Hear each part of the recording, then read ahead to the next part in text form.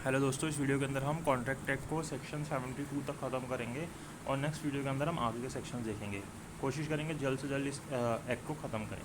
तो सबसे पहले अगर हम सेक्शन 1 के ऊपर आए तो शॉर्ट टाइटल के बारे में बात करते हैं। इस एक्ट को हम इंडियन कॉन्ट्रैक्ट एक्ट 1872 बोलेंगे और ये होल ऑफ इंडिया पे एक्सटेंड होगा। ये जो बात है except the state of Jammu Kashmir ये हट चुकी है 2019 के बाद, और ये फोर्स के अंदर आया था 1 डे ऑफ सितंबर 1872। इस बात को याद रखना, प्री में पूछते हैं। इंटरप्रिटेशन क्लॉज के ऊपर अगर हम आएँ तो इसने डेफिनेशन बताई है। सबसे पहले इसने प्रपोजल की डेफिनेशन बताई है कि प्रपोजल क्या होता है। जब एक व्यक्ति दूसरे व्यक्ति को अपनी विलिंगनेस शो करता है, और वो विलिंगनेस किस चीज़ के लिए शो करता है, टू डू और अब्सटेन, की कोई चीज़ करे या फिर कोई चीज़ ना करे with a view to obtaining the assent, और वो अपनी इस नीयत से, इस व्यू से अपनी विलिंगनेस शो करता है कि वो दूसरा व्यक्ति जो है उसके ऊपर असेंट दे, मतलब कि हामी भरे या मना करे उस एक्ट को करने के लिए या ना करने के लिए। तो इसको हम क्या बोलते हैं, प्रपोजल बोलते हैं। जब एक व्यक्ति ने दूसरे व्यक्ति को अपनी विलिंगनेस शो करी कि वह ये काम करे या ना करे, और इसके बदले में वो उसको बताए कि वह इसको करेगा या नहीं करेगा, तो इसको हम क्या बोलेंगे, प्रपोजल बोलेंगे। सिर्फ किसी को कोई चीज़ बताना प्रपोजल नहीं होगी, हमारे इसके पीछे व्यू ये होना चाहिए कि उस व्यक्ति की हम असेंट जानना चाहते हो। और फिर जो इंटरप्रिटेशन क्लॉज है, जो सेक्शन 2 है, इसके अंदर जो बी क्लॉज है वो क्या बोलता है, किसके बारे में, प्रॉमिस के बारे में बोलता है कि प्रॉमिस क्या होता है। जब एक व्यक्ति जिसको प्रपोजल किया गया था, जैसे यहाँ पे इसको प्रपोजल किया गया था, जब ये अपनी एसेंट इसको शो कर देगा तो इसको क्या बोल दिया जाएगा, प्रॉमिस बोल दिया जाएगा। तो जब इसने एक्सेप्ट कर लिया ना बी ने इसकी बात को, जो ए ने ऑफ़र की थी, उसको हम क्या बोल देंगे, प्रॉमिस बोल देंगे। और जो व्यक्ति प्रपोजल करता है उसको हम, जो पर्सन प्रपोजल करता है उसको हम क्या बोलते हैं, प्रॉमिसर, और जो पर्सन उसको एक्सेप्ट करता है उसको हम क्या बोलते हैं, प्रॉमिसी। फिर डी के अंदर बोलता है कि कंसिडरेशन फॉर प्रॉमिस क्या होता है। जो व्यक्ति, जो प्रॉमिसर है, जब उसने अपनी डिज़ायर शो करी प्रॉमिसी की कि वो कोई काम करे या फिर एब्सटेन करे करने से उसको, या इस तरीके की कोई चीज़ की फ्यूचर में करे या एब्सटेन करे, तो ये जो वो चीज़ है जिसको वो शो कर रहा है, इसको हम क्या बोलेंगे, कंसिडरेशन फॉर द प्रॉमिस बोलेंगे। तो ई के अंदर क्या बोलता है कि हर एक प्रॉमिस जो होता है और हर एक सेट ऑफ प्रॉमिस जो होता है, forming the consideration for each other is an agreement, तो वो एग्रीमेंट बन जाता है। मतलब कि हर एक promise and every set of promise forming the consideration for each other, की इस तरफ से भी कंसिडरेशन आ रहा है, इस तरफ से भी कंसिडरेशन आ रहा है, तो वो क्या बन जाएगा, एग्रीमेंट बन जाएगा। ठीक है। फिर क्या बोलता है कि promise which form the consideration और part of consideration for each other is called reciprocal promise. हम रेसिप्रोकल प्रॉमिस बोल देते हैं, जो आप अपोजिट में आती हैं चीज़ें। और एक ऐसा एग्रीमेंट जो एनफोर्सेबल वो लॉ नहीं होता उसको हम क्या बोलते हैं, वॉइड बोलते हैं। ठीक है। और एग्रीमेंट जो एनफोर्सेबल बाय लॉ होता है वो कॉन्ट्रैक्ट हो जाता है। तो कॉन्ट्रैक्ट क्या होता है, agreement enforceable by law is a contract, ये पूछ लेता है।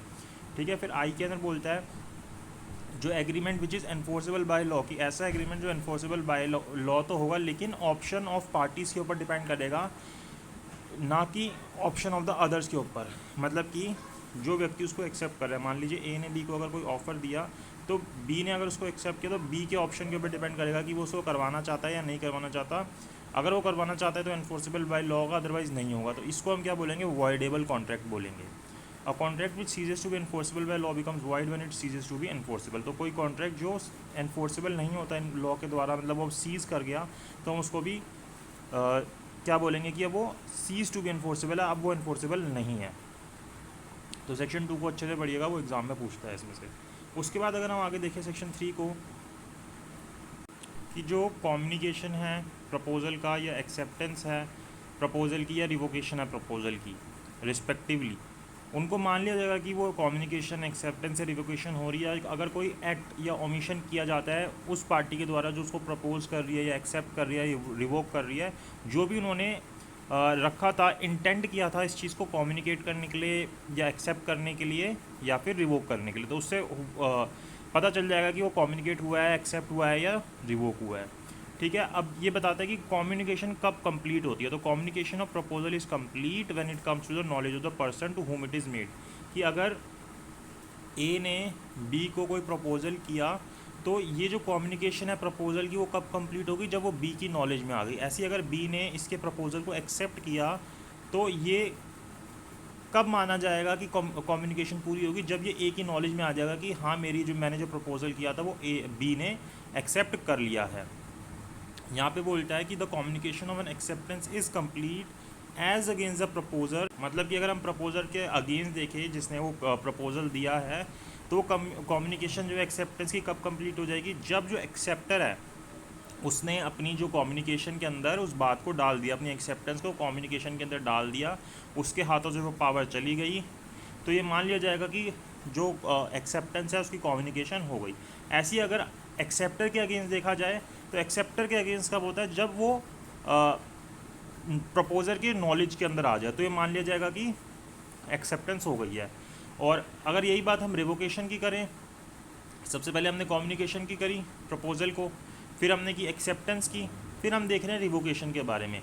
तो जिस व्यक्ति के अगेंस्ट, मतलब जो पर्सन उसको कर रहा है, जिस व्यक्ति के अगेंस्ट वो हो रहा है, मतलब कि जिसने रिवोकेशन की है, जब वो उसको क्या करता है, ट्रांसमिशन के अंदर दे देता है, मतलब जैसे लेटर वगैरह जैसे भी उसने भेजा उसको, तो उसके यहाँ से क्या हो जाता है, उसकी रिवोकेशन कंप्लीट हो जाती है। और जिसको दिया है उसने वो रिवोकेशन, जैसे ए को मान लो बी ने ए को रिवोक करके भेजा जो ए ने प्रपोजल किया था उस चीज़ को, तो यहाँ से जब बी ने भेजा तो उसके लिए वो रिवोकेशन होगी, जो वो ट्रांसमिशन के लिए आ गई। ए के लिए वो कब होगा, जब वो ए के नॉलेज के अंदर आ जाएगा। तो as against person to it is made when it comes to his knowledge, तो वहाँ पे वो रिवोकेशन हो जाएगी। इलस्ट्रेशन से हमें अच्छे से समझ आ जाएगा।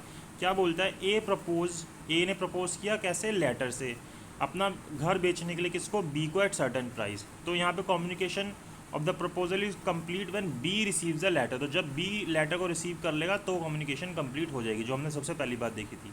अब बी जो एक्सेप्ट करता है ए का proposal by a letter sent by post. अब इसने क्या किया, ए को एक लेटर भेजा एक्सेप्टेंस के लिए, ठीक है। तो यहाँ पे कम्युनिकेशन कैसे कंप्लीट होगी, जो एक्सेप्ट किया बी ने, यहाँ पे क्या होगा कि अगर ए के अगेंस्ट देखा जाए, तो जब वो लेटर पोस्ट हो गया तब वो कम्युनिकेशन पूरी हो गई, और बी के लिए वो कम्युनिकेशन कब पूरी होगी, वो एक्सेप्टेंस कब पूरी होगी, जब वो ए ने लेटर रिसीव कर लिया। यही चीज़ अभी हम ऊपर देख के आ रहे हैं। और ऐसे ही मान लीजिए कि ए ने जो प्रपोजल था टेलीग्राम के थ्रू रिवोक किया, तो यहाँ पे रिवोकेशन जो हुई वो कब कंप्लीट होगी, जब उसने ये ए ने अपना जो रिवोकेशन थी वो टेलीग्राम के थ्रू डिस्पैच कर दी, और बी के अगेंस्ट वो कब पूरी होगी, जब बी ने उसको रिसीव कर लिया, ठीक है। उसके बाद सेक्शन 5 के ऊपर है revocation of proposal and acceptance के बारे में बता रहा है। क्या बोलता है कि अगर मान लीजिए कि एक प्रपोजल किया गया, मान लीजिए ए ने बी को एक प्रपोजल किया, ठीक है। तो अब ये जो प्रपोजल ए ने बी को किया, इसको वो बोल रहा है कि कब रिवोक कर सकता है, उस टाइम तक रिवोक करता है जब तक कि वो बी तक कम्युनिकेशन नहीं पहुंची है, ठीक है। उसके बाद नहीं कर सकता उस प्रपोजल को रिवोक। और जो एक्सेप्टेंस है बी के द्वारा, मान लीजिए बी ने ए को एक एक्सेप्टेंस दिया, अब वो उसको रिवोक करना चाहता है, तो वो कब तक इसको रिवोक कर सकता है, जब तक कि इसकी जो एक्सेप्टेंस है ए तक कम्युनिकेट नहीं हुई है, उससे पहले वो उसको रिवोक कर सकता है, उसके बाद वो उसको रिवोक नहीं कर सकता। यहाँ पे एग्जांपल भी दिया है, इससे भी हमें समझ आ जाएगा। क्या बोलता है कि A proposes by letter send by post to sell his house to B, कि ए जो है बी को एक लेटर भेजता है अपना घर बेचने के लिए, बी जो है उस को लेटर को एक्सेप्ट कर लेता है। तो अब ये जो ए है अपने जो प्रपोजल को रिवोक कर सकता है उस मोमेंट से पहले, जब तक कि बी जो है अपना लेटर जो है एक्सेप्टेंस का इसको नहीं भेज देता। और बी जो अपनी एक्सेप्टेंस है वो रिवोक कर सकता है किसी भी टाइम पे, बिफोर और at the moment when the letter of communication reaches A. जो ये जो लेटर इसने एक्सेप्टेंस का ए को भेजा है ना, जब तक ये ए को पहुंचता है उससे पहले कभी भी बी जो है अपनी जो एक्सेप्टेंस है इसको रिवोक कर सकता है, उसके बाद नहीं कर पाएगा, ठीक है।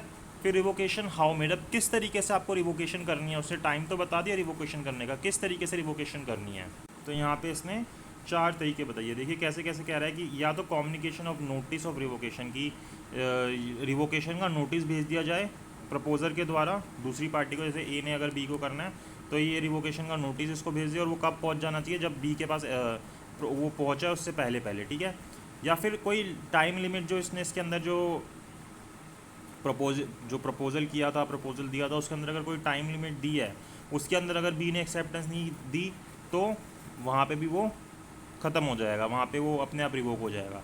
तीसरी बात कि अगर कोई कंडीशन थी, प्री कंडीशन थी जो बी को पूरी करनी थी एक्सेप्ट करने से पहले, और वो उसने नहीं करी तो भी वो ख़त्म हो जाएगा।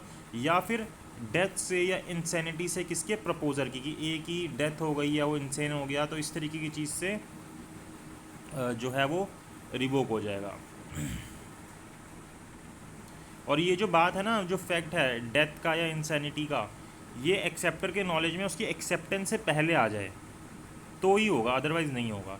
तो मतलब जो वो इसको एक्सेप्ट कर रहा है उससे पहले ये चीज़ें हो जाए तो ठीक है, अदरवाइज़ ये नहीं होगा। बाकी 2 और 3 तो अपने आप में ही अलग कंडीशन है। फिर सेक्शन 7 के ऊपर हम आए, एक्सेप्टेंस मस्ट बी एब्सोल्यूट। अब ये जो एक्सेप्टेंस कर रहा है ना, जो एक्सेप्टर है, वो एक्सेप्टेंस एब्सोल्यूट होनी चाहिए। उसके अंदर ये नहीं है कि वो किसी तरीके से कोई कंडीशन लगाए या इस तरीके की कोई चीज़ लगे। तो क्या बोलते हैं कि एक्सेप्टेंस मस्ट बी कैसी होनी चाहिए, एब्सोल्यूट एंड अनक्वालिफाइड होनी चाहिए, और एक्सप्रेस होनी चाहिए किसी यूजुअल या रीजनेबल मैनर के अंदर। नहीं तो मतलब प्रपोजल ने कोई तरीका बताया तो उस तरीके से, अदरवाइज वो यूजुअल या रीजनेबल मैनर के अंदर होनी चाहिए। ठीक है। सेक्शन 8 बोलता है एक्सेप्टेंस बाय परफॉर्मिंग कंडीशन और receiving consideration. Performance of the condition of proposal और acceptance of any consideration for reciprocal promise which may be offered with the proposal is acceptance of the proposal. तो यहाँ पे इसने acceptance of proposal की बात कर रहा है कि अगर आपको कोई कंडीशन पूरी करनी थी, जब आपको प्रपोजल दिया गया और आपने उस कंडीशन को पूरा कर लिया, या फिर आपने कंसिडरेशन को एक्सेप्ट कर लिया, जो भी कंसिडरेशन आपको रेसिप्रोकल प्रॉमिस में मिल रहा था, तो वहाँ पे ये मान लिया जाएगा कि आपने प्रपोजल को एक्सेप्ट कर लिया। आप उस कंडीशन को ही पूरा नहीं करते अगर आपको एक्सेप्ट नहीं करना था तो। ठीक है। अब प्रॉमिस जो होते हैं वो एक्सप्रेस और इम्प्लाइड दोनों तरीके से हो सकते हैं। कैसे? In so far as a proposal और acceptance of any promise is made in words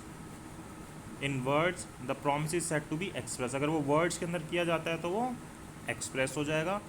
in so far as such proposal acceptance is made otherwise, इसके अलावा किसी और तरीके से किया जाता है वर्ड्स के अलावा, तो उसको हम क्या बोलेंगे, इम्प्लाइड प्रॉमिस। तो 2 तरीके हो गए, एक्सप्रेस्ड हो गए, इम्प्लाइड हो गए, और दोनों तरीके के वैलिड होते हैं। फिर सेक्शन 10 आता है, वेट एग्रीमेंट्स आर कॉन्ट्रैक्ट। बहुत बहुत बहुत इंपॉर्टेंट सेक्शन है सेक्शन 10। इसके ऊपर स्टार मार्क जो भी लगाना है आपने इसके ऊपर लगा लो। इससे बहुत सारे क्वेश्चंस पूछता है एग्ज़ाम के अंदर, और कोई भी एग्ज़ाम हो, सभी एग्ज़ाम्स के अंदर सेक्शन 10 के ऊपर से क्वेश्चन आता है। तो कौन से एग्रीमेंट जो होते हैं वो कॉन्ट्रैक्ट होते हैं? तो ये हमने इंटरप्रिटेशन क्लॉज में पढ़ा था कि जो भी एग्रीमेंट्स इन्फोर्सेबल बाय लॉ होंगे, है ना, वो जो होंगे वो कॉन्ट्रैक्ट होंगे। अब क्या बता रहा है कि all agreements are contract if they made by the free consent. अब ये चीज़ें होनी चाहिए। अगर वो फ्री कंसेंट होनी चाहिए, ये नहीं कि किसी तरीके से जोर ज़बरदस्ती करके या जो ऐसी कोई चीज़ करके आप एग्रीमेंट कर रहे हो, तो वो कॉन्ट्रैक्ट नहीं कहलाएगा। ठीक है। और उसके अंदर कंसिडरेशन लॉफुल होना चाहिए, इलीगल कोई चीज़ नहीं होनी चाहिए, उसका ऑब्जेक्ट भी लॉफुल होना चाहिए, और वो वॉइड एक्सप्रेसली वॉइड डिक्लेयर ना हो। ठीक है। अगर ये सब चीज़ें होंगी तभी वो एग्रीमेंट जो है क्या बनेगा, कॉन्ट्रैक्ट बनेगा। और साथ बोल रहे हैं nothing herein contain shall effect the any law in force in India and not hereby expressly repealed. कि वो कोई चीज़ जो है, ऐसे कोई भी लॉ को जो है इफेक्ट ना करे जो भी इंडिया के अंदर है। तो सेक्शन 10 के अंदर हमें ये बात बोली।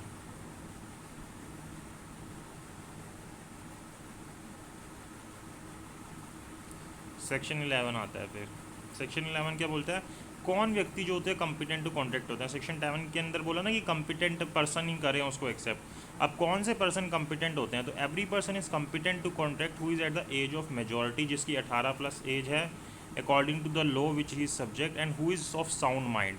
ठीक है। साउंड माइंड का व्यक्ति होना चाहिए साथ साथ वो, तो कॉम्पिटेंट व्यक्ति बन जाएगा। और not disqualified from contracting by any law to which he is subject, और किसी भी लॉ ने उसको डिस्क्वालीफाई ना कर रखा हो कॉन्ट्रैक्ट पे एंटर करने से। तो अगर ये 3 बातें होती हैं तो वो कॉम्पिटेंट पर्सन बन जाएगा।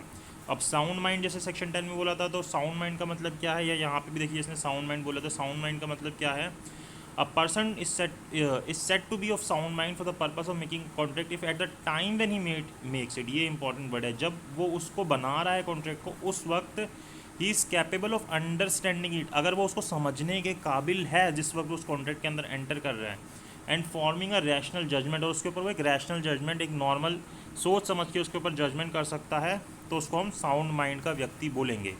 A person who is usually of unsound mind but occasionally of sound mind. क्योंकि कुछ ऐसे व्यक्ति होते हैं ना जो कभी, ज़्यादातर तो टाइम अनसाउंड माइंड रहते हैं, लेकिन कभी कभी वो ठीक हो जाते हैं। और may make contract when he is of sound mind, तो जिस वक्त उसका दिमाग ठीक है उस वक्त वो कॉन्ट्रैक्ट के अंदर एंटर कर सकता है। और कुछ व्यक्ति ऐसे होते हैं जो यूजुअली साउंड माइंड के होते हैं, लेकिन कभी कभी उनके माइंड में दिक्कत आ जाती है, तो may not make contract when he is of unsound mind. तो जिस वक्त वो अनसाउंड माइंड के हैं उस वक्त वो उस कॉन्ट्रैक्ट के अंदर नहीं जा सकते, वो कॉम्पिटेंट व्यक्ति नहीं कहलाएगा। ये बाकी एग्जांपल दिया, पढ़ सकते हो। कंसेंट का मतलब क्या होता है, two person is set to, two और more person are set to be consent when they agree upon the same thing in the same sense, तब हम उसको कंसेंट बोलते हैं। कंसेंसस एड आइडम, जो वहाँ पे हम वर्ड यूज़ करते हैं कि माइंड मैच होने चाहिए दोनों व्यक्ति के, अगर माइंड मैच नहीं होंगे तो फिर वहाँ पे कंसेंट नहीं मानी जाएगी, मिस्टेक हो जाती है वहाँ पे, ठीक है। तो ये हो गया कंसेंट का मतलब। फिर होती है फ्री कंसेंट। क्या होती है, कंसेंट तो है जैसे हमने सेक्शन 10 में पढ़ा था, फ्री कंसेंट होनी चाहिए। फ्री कंसेंट कब होगी, जब consent is set to be free when it is not caused by, कि वो जब ये चीज़ें उसके अंदर नहीं होगी, कोई कोअर्शन नहीं होगी जो भी हम सेक्शन 15 में देखेंगे, कोई अनड्यू इन्फ्लुएंस नहीं होगा जो सेक्शन 16 में देखते हैं हम, किसी भी तरीके का फ्रॉड नहीं होगा जो सेक्शन 17 में आएगा, किसी भी तरीके की मिस रिप्रेजेंटेशन नहीं होगी जो सेक्शन 18 में आएगी, या कोई भी मिस्टेक नहीं होगी जो सेक्शन 20, 21 और 22 में दी गई है। अगर ये सब बातें होंगी तो उसको हम क्या बोलेंगे कि वो जो कंसेंट है वो फ्री कंसेंट है, जो कि सेक्शन 10 में भी बोला था कि कंसेंट कैसी होनी चाहिए, फ्री कंसेंट होनी चाहिए। अब देखिए सेक्शन 15 बताता है कि कोर्शन क्या होता है। क्या बोलता है कि कोई भी कोर्शन मतलब ऐसे थ्रेट करना कोई काम को करने के लिए जो काम फॉरबिडन है, किसके द्वारा, आईपीसी के द्वारा, इंडियन पिनल कोड के द्वारा, या फिर आप किसी व्यक्ति को अनलॉफुली डिटेन कर लेते हो, बांध के रख लेते हो, या फिर थ्रेटन करते हो उसको डिटेन करने के लिए, या तो आपने कर लिया या फिर उसको धमकी देते हो कि मैं तेरे को डिटेन कर लूँगा, या उसकी कोई property to the prejudice of any person whether with intention of causing any person to enter into an agreement. ठीक है कि भाई तू इसे एग्रीमेंट कर ले वरना मैं तेरे साथ ये कर दूंगा, तेरे को धमकी दे रहा हूँ किसी चीज़ की, मतलब कोई भी ऐसी चीज़ जो आईपीसी में मना है, मैं तेरी ये चीज़ चोरी कर लूँगा, मैं इसको मार दूंगा, मैं ये कर दूंगा, वो कर दूंगा, तो कोई भी ऐसी चीज़ करने के लिए करता है उसको अनलॉफुली डिटेन करता है या धमकी देता है कि तेरी कोई चीज़ मैं अपने पास रख लूँगा, तो वहाँ पर क्या बोला जाएगा कि अगर इस तरीके से कंसर्ट ली जा रही है तो वो क्या है, कोर्शन के अंदर कंसर्ट ली जा रही है। और सेक्शन 14 के हिसाब से वो फ्री कंसर्ट नहीं होगी, और सेक्शन 10 के हिसाब से फिर वहाँ पे वो कॉन्ट्रैक्ट नहीं माना जाएगा। ठीक है, एग्जाम्पल आप पढ़ लेना। फिर अनड्यू इन्फ्लुएंस बता रहा है कि अनड्यू इन्फ्लुएंस क्या होता है। अनड्यू इन्फ्लुएंस का मतलब होता है जब दो व्यक्ति ऐसे रिलेशन के अंदर होते हैं कि जो एक है दूसरे के माइंड के ऊपर इफेक्ट कर सकता है, डोमिनेट कर सकता है। जैसे एक फादर और सन का रिलेशन होता है कि फादर अपने सन को डोमिनेट कर सकता है, तो यहाँ पे क्या बोला जाएगा कि अनड्यू इन्फ्लुएंस है, कि अगर ये इसको बोल रहे हैं कि हाँ कॉन्ट्रैक्ट के अंदर एंटर कर जा, डोमिनेट करके इसको अनड्यू इन्फ्लुएंस करके, तो वहाँ पे फिर वो बोला जाएगा कि उसको फ्री कंसेंट नहीं मिलेगी और फिर वो सेक्शन 10 के अंदर एनफोर्सेबल नहीं होगा। फिर सब सेक्शन 2 और सब सेक्शन 3 क्या बोलता है कि भाई पहले बताते हैं कि कहाँ पे मान लिया जाएगा कि ये व्यक्ति जो है deemed to B in position of dominate है। तो दो जगह बताया जाएगा, एक तो जहाँ पे वो जो एक व्यक्ति है दूसरे के साथ फिड्यूशरी रिलेशनशिप के अंदर हो, या फिर जो दूसरा पर्सन है उसकी मेंटल कैपेसिटी टेम्परेली या परमानेंटली अफेक्टेड हो। किस चीज़ से, एज से, जैसे 18 लेस है, इलनेस से, मेंटल या बॉडीली डिस्ट्रेस से।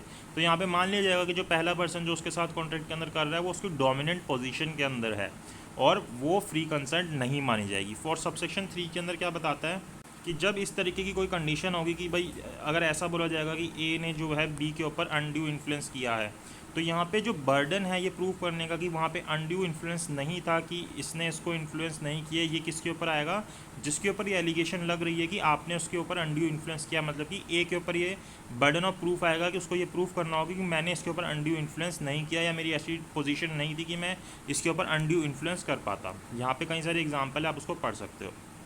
उसके बाद सेक्शन 17 के अंदर हमें फ्रॉड की डेफिनेशन दी गई है कि फ्रॉड क्या होता है।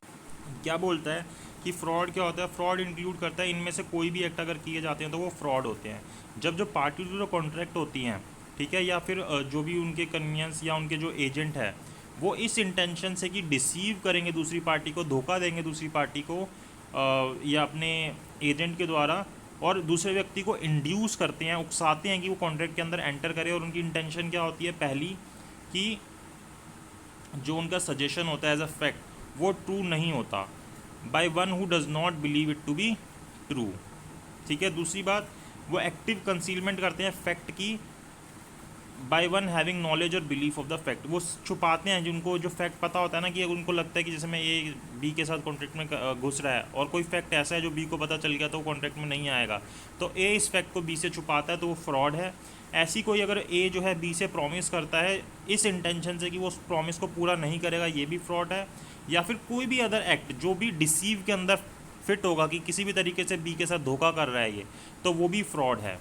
या कोई भी एक्ट या ओमिशन जो लॉ ने स्पेशली डिक्लेयर कर रखा है कि अगर इस तरीके का एक्ट ए बी के साथ करेगा तो वो फ्रॉडलेंट कहलाएगा, तो वहाँ पे हम बोलेंगे कि ए ने बी के साथ फ्रॉड किया है और बी की जो फ्री कंसेंट नहीं थी प्रॉमिस को एक्सेप्ट करने के लिए, इसलिए ये जो एग्रीमेंट हुआ ये एनफोर्सेबल बाय लॉ नहीं होगा एज पर सेक्शन 10। एक्सप्लेनेशन बोलती है कि अगर कोई व्यक्ति साइलेंट रहता है किसी फैक्ट को लेके जो कि दूसरे व्यक्ति की विलिंगनेस को इफेक्ट करेगा, जो कॉन्ट्रैक्ट के अंदर एंटर कर रहे हैं, तो वो फ्रॉड नहीं कहलाएगा जब तक कि जो सर्कमस्टांसिस हैं उस केस के ऐसे नहीं हैं कि it is the duty of the person keeping silence to speak, कि जो व्यक्ति चुप बैठा हुआ उसकी ड्यूटी थी कि वो उसको बोले, या फिर उसकी जो साइलेंस है वो अपने आप में स्पीच के इक्विवेलेंट है। अगर ये दो चीज़ें नहीं होंगी तो ये नहीं बोला जाएगा कि अगर वो व्यक्ति चुप बैठा था तो उसने फ्रॉड किया है। अगर ये दो चीज़ें हैं और वो तब भी चुप बैठा था तो फिर बोला जाएगा कि हाँ उसने फ्रॉड किया है। बाकी ये एग्जाम्पल्स है, इसको पढ़ोगे आपको और अच्छे से समझ आ जाएगा। मिस रिप्रेजेंटेशन क्या होती है? मिस रिप्रेजेंटेशन का मतलब मीन्स एंड इंक्लूड्स बता रखा है। तो मिस रिप्रेजेंटेशन के लिए क्या बताता है कि पॉजिटिव असर्शन, जब कोई पॉजिटिव दावा करता है कोई व्यक्ति इस मैनर के अंदर, not warranted by the information of the person making it of which he is not true, कि उसको खुद ही नहीं बताता कि ये इन्फॉर्मेशन जो है कि वो सही है या नहीं सही है, लेकिन वो बिलीव करता है कि ये इन्फॉर्मेशन सही थी। तो यहाँ पे उसने क्या किया? मिस रिप्रेजेंटेशन की। तेरे को खुद ही नहीं पता था तो तूने कैसे उसको बता दिया, दूसरे व्यक्ति को वारंट कर दिया कि हाँ ये चीज़ है। दूसरी बात कि एनी ब्रीच ऑफ ड्यूटी, की कोई भी ब्रीच ऑफ ड्यूटी होती है which without an intent to deceive, जहाँ पे डिसीव करने की इंटेंशन नहीं थी, क्योंकि अगर डिसीव करने की इंटेंशन हो जाएगी तो वो फ्रॉड बन जाएगा। क्या करता है? एडवांटेज लेता है, gains an advantage to the person committing it, जो व्यक्ति उसको कर रहा है ना उससे एडवांटेज लेता है, और any one claiming under him, जो भी व्यक्ति उसके अंदर क्लेम कर रहा है, by misleading another to his prejudice, उसको मिसलीड करता है, और to the prejudice of one claiming under him. तो यहाँ पे भी क्या बोला जाएगा? उसने मिस रिप्रेजेंटेशन की है। या फिर कॉजिंग हाउ एवर इनोसेंटली, कि वो चाहे इनोसेंटली क्यों ना कर रहा हो, a party to an agreement to make mistake as to the substance of the thing which is subject to the agreement, की वो मतलब इनोसेंटली चाहे क्यों ना कर रहा हो, लेकिन जो पार्टी है एग्रीमेंट के अंदर उसको उससे मिस्टेक करा रहा हो, जो कि मेन चीज़ है, सब्सटेंस है कॉन्ट्रैक्ट के अंदर, उससे रिलेटेड, तो ये बोला जाएगा कि उसने क्या किया? मिस रिप्रेजेंटेशन किया है। तो मिस रिप्रेजेंटेशन और फ्रॉड हमें यहाँ पे समझ आता है क्या होता है। तो मिस रिप्रेजेंटेशन के अंदर वो उसकी इंटेंशन डिसीव करने की नहीं होती, लेकिन फ्रॉड के अंदर उसकी इंटेंशन पहले से ही डिसीव करने की होती है। उसके बाद आता है voidability of agreement without free consent, कि जो उनसे एग्रीमेंट बिना फ्री कंसेंट के हुए हैं उनकी वॉइडेबिलिटी के बारे में बोल रहा है। तो जब जो एग्रीमेंट के अंदर कंसेंट ली गई है वो किस द्वारा ली गई है? कोर्शन से, फ्रॉड से, या मिस रिप्रेजेंटेशन से। तो जो एग्रीमेंट है वो कैसा है? वॉइडेबल है। तीन चीज़ें से, कौन कौन सी? कोर्शन से ली गई, फ्री कंसेंट नहीं थी ना, तो वो कोर्शन से ली गई, फ्रॉड से ली गई, या मिस रिप्रेजेंटेशन से ली गई। तो ऐसा एग्रीमेंट क्या होगा? वॉइडेबल होगा। तो वो कॉन्ट्रैक्ट क्या कहलाएगा? वॉइडेबल को लाएगा। किसके ऑप्शन के ऊपर? जिसने अपनी कंसेंट दी है। मतलब जैसे ए ने बी के साथ एक कॉन्ट्रैक्ट किया, ठीक है, बी ने इसको कंसेंट दी थी, लेकिन ये जो कंसेंट दी ना, या तो इसने कोर्शन में दी, या फ्रॉड में दी, या मिस रिप्रेजेंटेशन में दी। तो यहाँ पे ये जो अब कॉन्ट्रैक्ट एनफोर्सेबल होगा ना, ये कॉन्ट्रैक्ट वॉइडेबल होगा। और किसके ऑप्शन पे? बी के ऑप्शन पे। बी चाहेगा तो एनफोर्सेबल होगा, बी नहीं चाहेगा तो एनफोर्सेबल नहीं होगा, ठीक है। दूसरी बात बोलता है a party to a contract whose consent was caused by fraud or misrepresentation may, if it think fit, insist that contract shall be performed and that he shall be put in the position which he would। तो वही बात ये बोल रहा है, exception बोल रहा है। if such consent was caused by misrepresentation or by silence fraudulent within the meaning of section 17, the contract nevertheless is not voidable। तो यहाँ पे फिर वो voidable नहीं होगा। if the party whose consent was so caused had the means of discovering the truth with ordinary diligence, की अगर भाई तू नॉर्मली सर्च करता था, तेरे को वो जो सच्चाई थी वो पता चल जाती, तेरे साथ फ्रॉड ना होता। अगर तू थोड़ा सा ढूंढता, डिस्कवर करता, तो तेरे को चीज़ पता चल जाती। तो फिर यहाँ पे फिर वो वॉइडेबल नहीं कहलाएगा, फिर वो वैलिड हो जाएगा।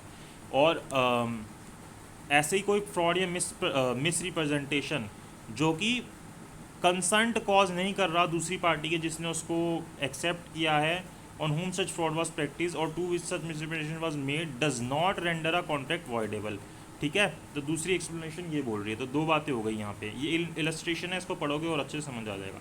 सेक्शन 19A क्या बोल रहा है? Power to set aside contract induced by undue influence. कौन सा इन्फ्लुएंस? अनड्यू इन्फ्लुएंस, जो भी हम ऊपर पढ़ के आ रहे थे जिसका मतलब। तो क्या बोल रहा है, जब कोई इस तरीके की कंसेंट ली गई किसी एग्रीमेंट के अंदर, कैसे? अनड्यू इन्फ्लुएंस से। तो जो एग्रीमेंट हुआ वो कैसा है? वॉइडेबल है। किसके ऑप्शन के ऊपर? जिसकी कंसेंट ली गई थी। जैसे 19 है वैसे ही 19A है।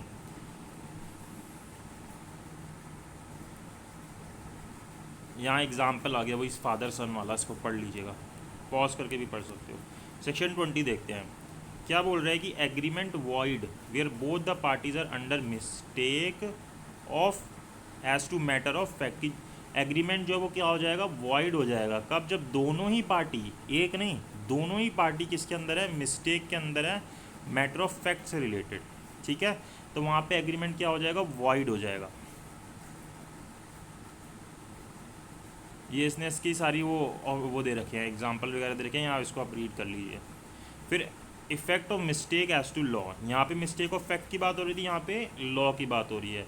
तो कॉन्ट्रैक्ट जो है वो वॉइडेबल नहीं होगा अगर वो उसके अंदर मिस्टेक ऑफ लॉ है। तो as any law in force but a mistake as to law not in force has a same effect as mistake of fact. और ये जो लॉ है, जो मिस्टेक की लॉ की, अगर वो इंडियन लॉ है जो इंडिया में फोर्स में है तो ये बात ठीक है कि वो वाइडेबल नहीं होगा। लेकिन अगर किसी फॉरेन लॉ के ऊपर ये बात हुई कि आपने मिस्टेक ऑफ लॉ की, और वो कौन सा लॉ था? फॉरेन लॉ था, तो वहाँ पे फिर वो वाइडेबल वाइड हो जाएगा।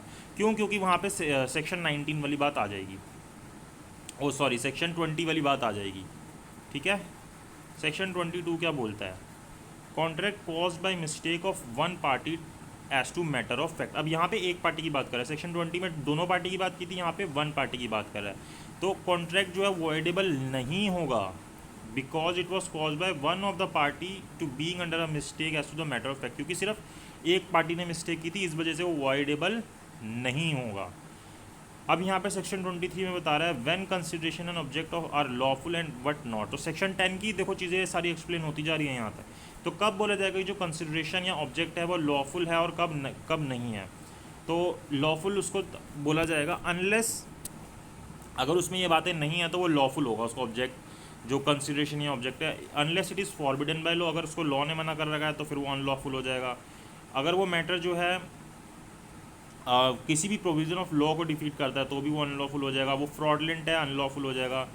इन्वॉल्व्स और implies injury to the person, कि वो प्रॉपर्टी या पर्सन या किसी चीज़ को इंजरी दे रहा है दूसरे व्यक्ति की, तो भी वो अनलॉफुल हो जाएगा। या फिर उसको कोर्ट जो है वो रिगार्ड करता है, मतलब कोर्ट जो है उसको बोलते हैं कि वो इमोरल है या फिर पब्लिक पॉलिसी के अगेंस्ट है, तो इन सभी केसेस के अंदर वो क्या बन जाएगा? जो ऑब्जेक्ट या कंसिडरेशन है वो अनलॉफुल बन जाएगा। In each of these cases, the consideration object of agreement is said to be unlawful. Every agreement of which the subject of consideration is unlawful is void. तो इस तरीके के सभी जो कॉन्ट्रैक्ट होंगे, एग्रीमेंट होंगे, वो क्या होंगे? void होंगे, वो कॉन्ट्रैक्ट बनेंगे ही नहीं। ठीक है, एग्जाम्पल आप इसका पढ़ सकते हो, ये बहुत सारे एग्जाम्पल दे रखे हैं। फिर सेक्शन 24 आता है जो void एग्रीमेंट्स के बारे में बताता है। Agreement void if consideration and object is unlawful in part, की क्या है? वो पार्ट के अंदर अनलॉफुल है, पूरा अनलॉफुल नहीं है जो उसका ऑब्जेक्ट है या कंसिडरेशन है। तो अगर कोई भी सिंगल पार्ट जो है, मतलब सिंगल पार्ट ऑफ कंसिडरेशन जो है, अगर वो अनलॉफुल है या उसका ऑब्जेक्ट जो है अनलॉफुल है, of any one of several considerations for a single object is unlawful, the agreement is void. तो यहाँ पे जो एग्रीमेंट है वो भी क्या हो जाएगा? वॉइड हो जाएगा, चाहे उसका एक पार्टी क्यों ना हो। सेक्शन 25 बताता है एग्रीमेंट विदाउट कंसिडरेशन, की आप क्या कर रहे हो? एग्रीमेंट कर रहे हो बिना कंसिडरेशन के कर रहे हो, वॉइड। तो वो क्या होंगे? वॉइड होंगे। लेकिन unless it is in writing and registered और is a promise to compensate for something done और इज़ प्रॉमिस टू पे डेब्ट bar by limitation of law. तो अगर वो इस तरीके की चीज़ है भाई, यहाँ जहाँ पे आप जैसे वो लिमिटेशन लग जाती है, जैसे 3 साल की लिमिटेशन है, आपने 2 साल पे जाके दोबारा एक्सेप्ट कर लिया तो आपका दोबारा से पीरियड स्टार्ट हो गया, तो इन जगहों पे नहीं। अदरवाइज़ अगर आप कोई भी एग्रीमेंट करते हो बिना कंसिडरेशन के, तो वो क्या हो जाएगा? वॉइड हो जाएगा। क्योंकि किसी भी एग्रीमेंट को कॉन्ट्रैक्ट बनाने के लिए कंसिडरेशन होना ज़रूरी है और एनफोर्सेबल बाय लॉ होना ज़रूरी है। अगर उसके अंदर कंसिडरेशन नहीं होगा तो वो लॉफुल नहीं होगा। लेकिन कुछ कंडीशंस दी हुई हैं, कुछ एक्सेप्शंस दी हुई है जहाँ पे बिना कंसिडरेशन के भी कॉन्ट्रैक्ट जो है एनफोर्सेबल हो जाता है या एग्रीमेंट जो है वो कॉन्ट्रैक्ट बन जाता है। तो यहाँ पे ही बता रहा है कि एक एग्रीमेंट जो है बिना कंसिडरेशन को वॉइड होगा जब तक कि it is expressed in writing and registered, कि वो क्या है, कैसा है, लव एंड इफेक्शन के अंदर है। तो it is express in writing and registered the law for the timing in force for the registration, की उसकी रजिस्ट्रेशन हो रखी है और वो क्या उसके अंदर कंसिडरेशन क्या आ गया, लव एंड अफेक्शन आ गया। तो वहाँ पे फिर आप बिना कंसिडरेशन के भी कर सकते हो।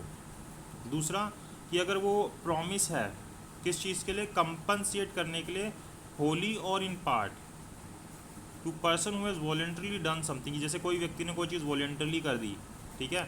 अब इसके बाद मैं क्या करता हूँ कि प्रॉमिस करता हूँ कि मैं तेरे को कंपनसेट करूँगा इसके लिए, या फिर कोई ऐसी चीज़ जिसके लिए प्रॉमिसर जो है लीगली कंपेलेबल था, तो वहाँ पे भी आप जो है उसको एनफोर्स करा सकते हो, वो कॉन्ट्रैक्ट माना जाएगा कि कोई कंसिडरेशन नहीं था, लेकिन आपने क्या किया, प्रॉमिस कर दिया, तूने मेरे लिए वॉलेंटरली एक्ट किया तो मैं तेरे को ये दूंगा या ये करूँगा, तो फिर वहाँ पे वो माना जाएगा। सबसेक्शन 3 बोलता है इसी तरीके से अगर कोई प्रॉमिस जो होता है, जैसे कोई डेप्ट है, ठीक है, उसकी एक लिमिटेशन पीरियड थी 3 ईयर्स की, जैसे मैंने आपको पहले भी एग्जांपल दिया था। 3 ईयर्स बीतने से पहले ही उसका कोई एजेंट उस व्यक्ति का या वो व्यक्ति खुद आके कहता है कि हाँ मैंने तेरा डेप्ट पे करना है, वो एक्सेप्ट कर लेता है उसको। तो यहाँ जो जैसे मान लो उसने सेकेंड ईयर में आके एक्सेप्ट कर लिया, तो सेकेंड ईयर प्लस 3 ईयर्स मतलब कि अब 3 साल का टाइम उसको और मिल जाएगा और ये एनफोर्सेबल होगा, चाहे यहाँ पे उसने उसको कोई भी कंसिडरेशन नहीं दिया था, ठीक है। तो थर्ड बात ये बोल रहा है ये।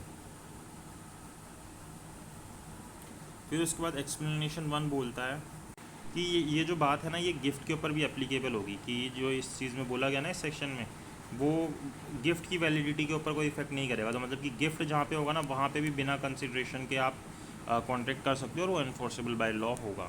और ऐसे ही एक्सप्लेनेशन 2 क्या बोलती है कि मान लीजिए कि आपने कंसिडरेशन जो आपने किसी को एक कार देने का प्रॉमिस किया, ठीक है, प्रपोज किया, उसने उसको एक्सेप्ट किया, तो बदले में आपको कुछ कंसिडरेशन देगा, जैसे मनी देगा, कुछ भी कंसिडरेशन दे सकता है, और वो आपको सिर्फ 1 रुपये कंसिडरेशन दे रहा है और वो बोल रहा है कि मेरी फ्री कंसेंट है, तो यहाँ पे वो मानी जाएगी, ठीक है, उसके ऊपर कोई इफेक्ट नहीं आएगा। हाँ, लेकिन अगर ये बात कोर्ट के अंदर जाती है और कोर्ट ये देखता है कि क्या इस व्यक्ति की फ्री कंसेंट थी या नहीं थी, इस चीज़ को चेक करने के लिए, तो फिर वो देख सकता है कि 1 रुपये तो कोई बहुत छोटा सा अमाउंट है, तो यहाँ पे हो सकता है कि एक ही फ्री कंसेंट ना हो, तो फिर वो बात अलग हो जाएगी। अदरवाइज़ अगर ये बोलते हैं कि मेरी फ्री कंसेंट है, तो फिर उससे कोई फ़र्क नहीं पड़ेगा कि जो कंसिडरेशन है वो एडुकेट है या नहीं है। फिर सेक्शन 26 का बोलता है कि अगर कोई भी एग्रीमेंट किया जाता है जो मैरिज को रिस्ट्रेन करे, वो क्या होगा, वॉइड होगा। कि आपके साथ कोई एग्रीमेंट कर रहा है कि आप शादी नहीं करोगे या इस तरीके का, तो वो वॉइड होगा, लेकिन माइनर के साथ ये हो सकता है। सेक्शन 27 बोलता है सेम बात ट्रेड के लिए, कि अगर आपके साथ कोई इस तरीके का एग्रीमेंट करता है जिससे कि आपको कोई रिस्ट्रेन कर रहा है ट्रेड करने से, कोई भी लॉफुल प्रोफेशन से, ट्रेड से, बिजनेस से, किसी भी तरीके के, तो वो क्या है, वो जो एग्रीमेंट करोगे वो वॉइड होगा।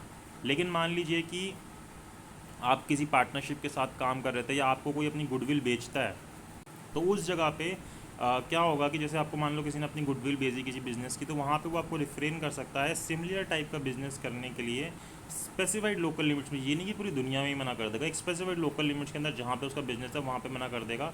सो लॉन्ग एज अ बायर और any person reading the title on the goodwill from him carries on like business therein provide such limits appear to the court reasonable. और ये जो लिमिट्स है ना, ये जो लगाई गई हैं गुडविल बेचने पे, ये कोर्ट को रीजनेबल लगनी चाहिए, अदरवाइज़ ये वाली जो लिमिट लगाई है ये भी वैलिड नहीं होंगी, ठीक है। तो ये आपके साथ अगर कोई रिस्ट्रेन ऑफ ट्रेड का एग्रीमेंट कर रहा है तो वो वाइड होगा। इसी तरीके से कोई आपके साथ ऐसा एग्रीमेंट करता है जहाँ पे वो आपको बोलता है कि आप लीगल प्रोसीडिंग नहीं करोगे कोर्ट के अंदर, तो वो जो एग्रीमेंट है वो भी वॉइड होगा। उसके बाद लेकिन जैसे आर्बिट्रेशन के अंदर बोला जाता है तो आपको पहले फिर आर्बिट्रेशन के लिए जाना पड़ेगा। ऐसी कोई क्वेश्चन ऐसा है जो ऑलरेडी अराइज हो चुका है तो वहाँ पे भी ये बात एप्लीकेबल नहीं होगी। बाकी डिटेल में आप इसको पढ़ सकते हैं, ठीक है। उसके बाद अगर हम आगे आएँ सेक्शन 29 के ऊपर, एग्रीमेंट्स वाइड फॉर अनसर्टेनिटी, की कुछ एग्रीमेंट जो होते हैं वो अनसर्टेनिटी की वजह से वाइड हो जाते हैं। कि agreement the meaning of which is not certain और capable of being made certain are void, तो वो इस तरीके के कॉन्ट्रैक्ट जो सर्टेन नहीं है या जिसको कैपेबल नहीं है कि हम सर्टेन बना सके, वो वाइड होंगे। जैसे कि एग्जांपल दें, ए जो है एग्री होता है बी से 100 टन्स ऑफ ऑयल बेचने के लिए, तो यहाँ पे कोई भी चीज़ ये नहीं शो की गई कि कौन से व्हाट काइंड ऑफ ऑयल बेचना है, तो यहाँ पे जो एग्रीमेंट है वो वॉइड है। अब लेकिन मान लीजिए 100 टन ऑफ ऑयल बेचा और बी जो है ना ए जो है वो 10 तरीके का ऑयल बेचता है, तो यहाँ पे ये बात एप्लीकेबल है। लेकिन ए जो है सिर्फ मस्टर्ड ऑयल बेचता है, तो फिर यहाँ पे तो हमें ये बात सीधी सी दिख रही है ना कि ए से वो कुछ चीज़ कौन से ऑयल लेने की बात करेगा, मस्टर्ड ऑयल लेने की बात करेगा, तो फिर वहाँ पे ये बात एप्लीकेबल नहीं होगी, क्योंकि यहाँ पे सर्टेन है कि वो मस्टर्ड ऑयल ही देगा। लेकिन वो 10 तरीके का ऑयल बेच रहा है और यहाँ पे नहीं बताया कौन सा, तो फिर वो जो एग्रीमेंट हुआ वो क्या है, वॉइड है, क्योंकि वो अनसर्टेन है कि मैं कौन सा तेल दूँ तेरे को, वो एक्सप्लेन तो करके जाओ। ठीक है, फिर सेक्शन 30 बोलते हैं agreements by way of wager void, कि जोन से एग्रीमेंट वेजर के थ्रू होंगे या ऐसे कॉन्ट्रैक्ट जो होंगे वो वॉइड होंगे। तो कि जो एग्रीमेंट होंगे वेजर के द्वारा वो वॉइड होंगे और उनके लिए कोई भी सूट जो है उस अमाउंट को रिकवर करने के लिए किया नहीं जाएगा जो उस वेजर ने जीता है। वेजर वो जो अनसर्टेन इवेंट वाले होते हैं ना, जैसे बारिश होगी या नहीं होगी, उस तरीके के जो कॉन्ट्रैक्ट होते हैं, इस तरीके के जो एग्रीमेंट होते हैं, उसके लिए आप कोर्ट में जाके इन्फोर्स नहीं करा सकते कि मैंने इसके साथ ये एग्रीमेंट किया था कि अगर बारिश हुई तो मुझे 10 रुपये देगा, अगर बारिश नहीं हुई तो मैं इसको 10 रुपये दूंगा। बारिश हो गई और ये इसको 10 रुपये नहीं दे रहा, तो ये कोर्ट में जाके उसको इन्फोर्स नहीं करा सकता, क्योंकि वेजनिंग कॉन्ट्रैक्ट है, वेजनिंग एग्रीमेंट है। तो वेजनिंग एग्रीमेंट जो है इन्फोर्सेबल बाय लॉ नहीं होते, क्योंकि यहाँ पे मना किया गया। लेकिन एक जगह पे एप्लीकेबल है, हॉर्स रेस के ऊपर। ठीक है, हॉर्स रेस के ऊपर ये एप्लीकेबल होता है, ये certain prizes for horse racing के ऊपर एप्लीकेबल है। और यहाँ पे भी जो अमाउंट है वो बताया गया है कि कोई भी प्लेट्स प्राइस और सम ऑफ मनी जो कि हॉर्स रेस के ऊपर लगती है 500 रुपीज़ तक की, अमाउंट भी 500 रुपीज़ का है या अपवर्ड हो, to be awarded to the winner और विनर्स ऑफ द हॉर्सेस, तो वो जाके इन्फोर्स करा सकते हैं ऐसे वेजनिंग कॉन्ट्रैक्ट। इसके अलावा कोई भी वेजनिंग कॉन्ट्रैक्ट होगा वो इन्फोर्सेबल नहीं होगा। ठीक है, फिर आते हैं हम कंटिंजेंट कॉन्ट्रैक्ट्स के ऊपर, जैसे कि कौन से होते हैं कंटिंजेंट कॉन्ट्रैक्ट्स, इंश्योरेंस कॉन्ट्रैक्ट हो गए जिस तरीके के, इस तरीके के कॉन्ट्रैक्ट होते हैं कि ये इवेंट हो गया तो मैं तेरे को पैसे दे दूंगा, ये चीज़ हो गई तो मैं ये कर दूंगा। ठीक है, a contingent contract is a contract to do और not to do something if some event collateral to such contract does और डज नॉट हैपन, कि इस तरीके की कोई चीज़ हुई या नहीं हुई तो मैं तेरे को पैसे दे दूंगा। ये वेजनिंग कॉन्ट्रैक्ट के तरह नहीं होते। ठीक है, वेजनिंग कॉन्ट्रैक्ट और कंटीजेंट कॉन्ट्रैक्ट में डिफरेंस होता है। जैसे कि ए ने कॉन्ट्रैक्ट किया बी से कि मैं तेरे को 10,000 रुपये दे दूंगा अगर तेरा घोड़ा जो है वो जल गया, तो ये क्या है, कंटिंजेंट कॉन्ट्रैक्ट है। ये इसकी तरह नहीं है कि बारिश हुई तो मैं तेरे को ये दूंगा या बारिश नहीं हुई तो मैं नहीं दूंगा, इस तरीके से नहीं है ये। ठीक है, फिर सेक्शन 32 बोलते हैं enforcement of contract contingent on an event happening, कि कोई इवेंट हैपनिंग होता है उसके एनफोर्समेंट के बारे में बात कर रहा है कंटिंजेंट कॉन्ट्रैक्ट के। तो कंटिंजेंट कॉन्ट्रैक्ट्स टू डू और not to do anything uncertain future event happens, कि अगर can not be enforce by law unless and until that event has happen, कि कोई ऐसा चीज़ की जाती है कि कोई अनसर्टेन फ्यूचर इवेंट के ऊपर लगाया जाता है, कंटिंजेंट कॉन्ट्रैक्ट किया जाता है, तो उसको इन्फोर्स नहीं कराया जाएगा जब तक कि जो वो इवेंट है वो हो नहीं जाता। मतलब कि if the event become impossible such contract become void, और अगर वो इवेंट इम्पॉसिबल हो जाता है तो वो जो कॉन्ट्रैक्ट है वो वाइड हो जाएगा। जैसे कि अगर शिप के लिए किया था और शिप रास्ते में डूब गई तो वो अपने आप वाइड हो जाएगा। ए जो है बी के साथ कॉन्ट्रैक्ट करता है बी का घोड़ा ख़रीदने के लिए, अगर ए सर्वाइव कर जाता है सी को, ठीक है, मतलब कि सी से ज़्यादा अगर ए जीत जाएगा तो बी जो है ए का घोड़ा खरीद लेगा। अब ये जो एक सर्टेन इवेंट है ना कि बी तो एक सी जो है किसी ना किसी दिन तो मरेगा ही मरेगा। The contract can not B enforce by law, तो ये कॉन्ट्रैक्ट जो है इन्फोर्स नहीं कराया जा सकता जब तक कि सी जो है ए की लाइफ टाइम में मर नहीं जाता। अगर ए की लाइफ टाइम में सी नहीं मरा और ए पहले ही मर गया तो फिर ये इन्फोर्सेबल नहीं होगा। तो ये कैसा कॉन्ट्रैक्ट है, कंटिंजेंट कॉन्ट्रैक्ट है। ये हैपनिंग के ऊपर था, ये नॉट हैपनिंग के ऊपर था, ये वो सेम चीज़ आ जाएगी। फिर सेक्शन 34 क्या बोलता है, when event on which contract is contingent to be deemed impossible if it is in the future conduct of a living person. क्या बोला कि अगर जैसे कोई फ्यूचर इवेंट है on which contract is contingent, जिसके ऊपर वो कॉन्ट्रैक्ट कंटिंजेंट है, ठीक है, कोई फ्यूचर इवेंट है जो is the way in which a person will act at an unspecified time, और उसके ऊपर कोई व्यक्ति जो है अनस्पेसिफाइड टाइम के अंदर एक्ट करता है, तो जो इवेंट है वो क्या हो जाएगा, इम्पॉसिबल मान लिया जाएगा। When such otherwise then person does anything which render it impossible, कि वो ऐसा कर देता है जिससे कि वो इम्पॉसिबल हो जाता है। जैसे कि ए जो है एग्री करता है, ये जो एग्जांपल दिया है बी के साथ कि वो उसको एक सम ऑफ मनी देगा अगर वो सी से मैरिज करता है तो, ठीक है। और बी क्या करता है कि बी जो है सी से मैरिज नहीं करता, वो क्या करता है बी से जाके मैरिज कर लेता है। नहीं, मैंने उल्टा बोल दिया। ए जो है एग्री करता है बी को कि वो सी से मैरिज करेगा, तो मैं उसको एक सम ऑफ अमाउंट बोलूँगा। और सी जो है, सी बी नहीं, सी जो है वो जाके डी से मैरिज कर लेता है। तो यहाँ पे अभी तो क्या होगा कि बी जो है सी से मैरिज नहीं कर सकता क्योंकि सी ने डी से मैरिज कर ली, लेकिन जो बी से सी की मैरिज है वो अभी इम्पॉसिबल नहीं बोली जाएगी। क्यों? क्योंकि ये पॉसिबल है कि डी शायद बी के मरने से पहले मर जाए, डी पहले ही मर जाए। तो यहाँ पे सी फिर जो है बी से शादी कर सकता है, ठीक है। सेक्शन 35 के ऊपर है। बाकी हमने डिटेल के अंदर बहुत सारा डिस्कस कर रखा है इन सेक्शंस के ऊपर, स्पेसिफिकली वीडियोस के अंदर आप वो वीडियोस चेक कर सकते हो कॉन्ट्रैक्ट की, ठीक है। यहाँ पे हम क्विक रिवीजन टाइप में कर रहे हैं। सेक्शन 35 क्या बोलता है? When contract become void which are contingent on happening of specified event within fixed time. क्या बोल रहा है?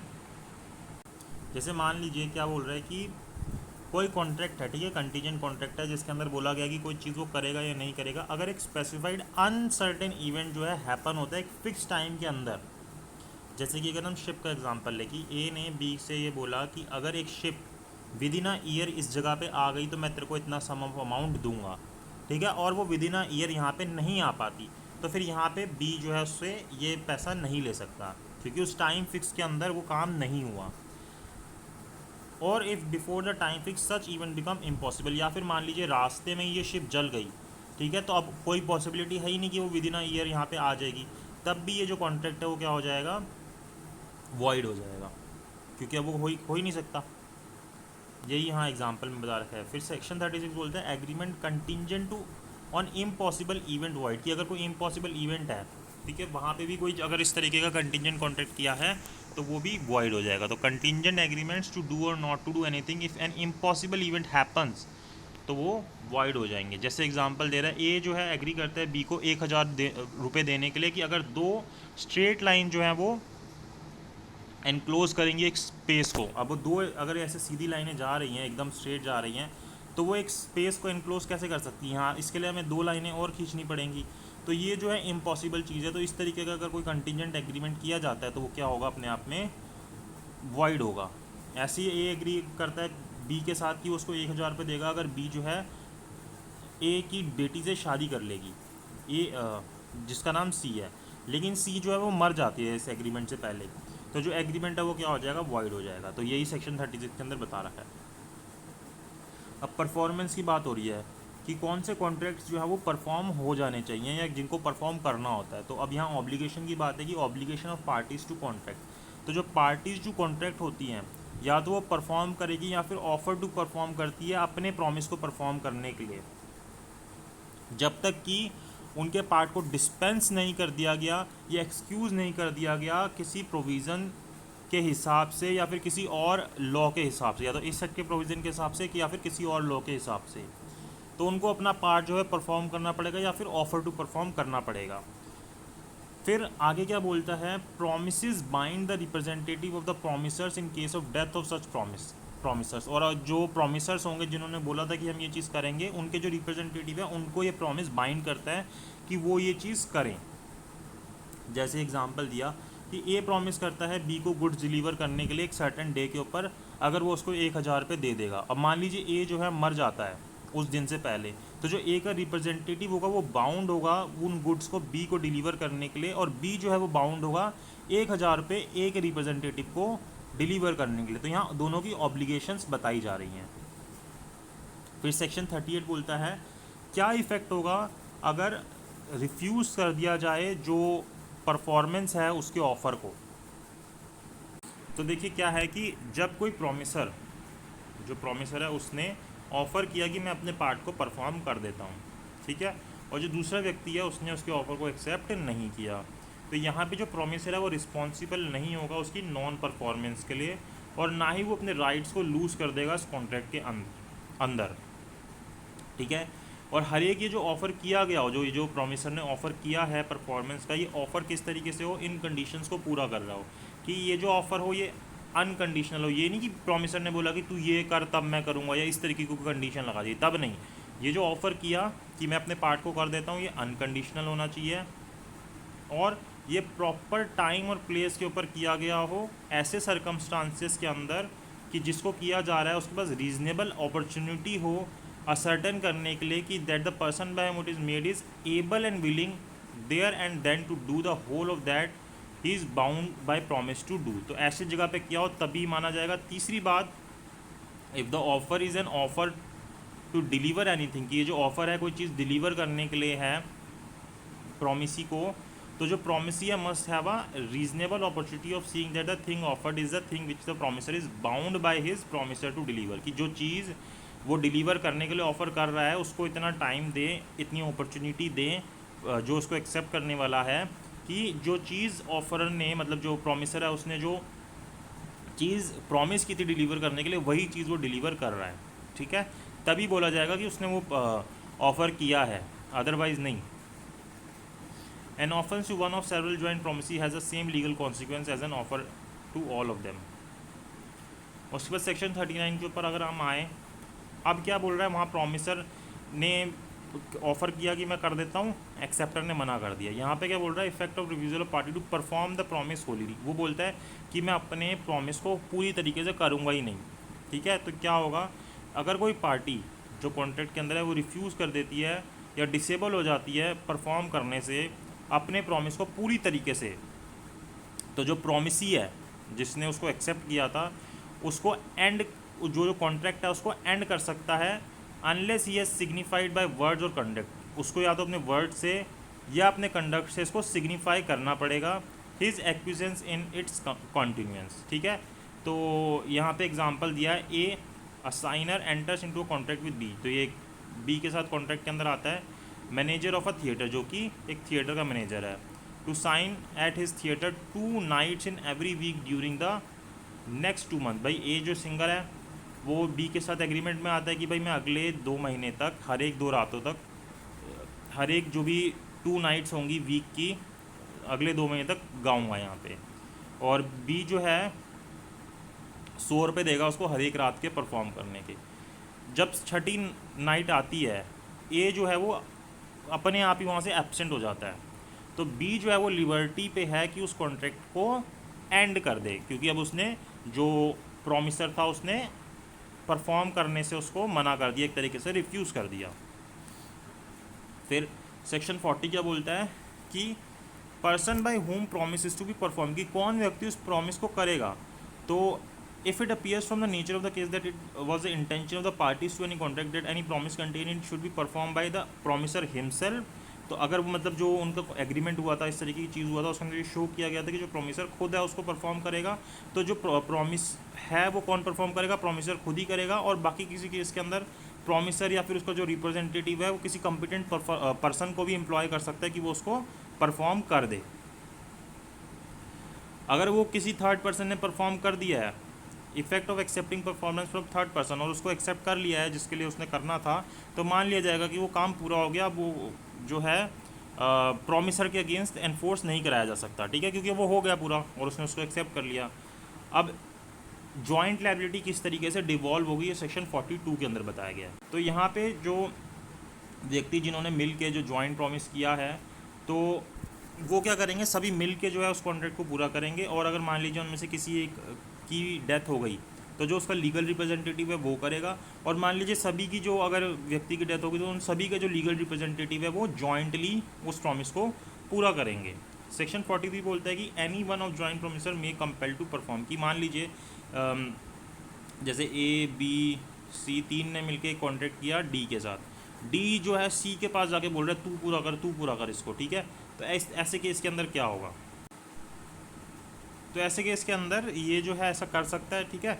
और बाकी जैसे मान लो इसने सी के पीछे पड़ गया तू करो और ये करता है, तो सी जो है बाकी से बोल सकता है कि तुम भी इक्वली कंट्रीब्यूट करो, ठीक है। यहाँ पे इसने बोला कि ऐसा कर सकता है, डी इसको बोल सकता है, और जो बाकी जो ये जो व्यक्ति है बाकी से भी बोलेगा कि कंपेल करो, ये बोल रहा है कि 2 और more joint promisor may compel every other joint promisor, की जो भी जॉइंट प्रोमिसर था ना उनको कंपेल कर सकते हैं कि तुम भी इक्वली कंट्रीब्यूट करो जितना मेरे को करना पड़ रहा है। सेक्शन 43 ये बोलता है।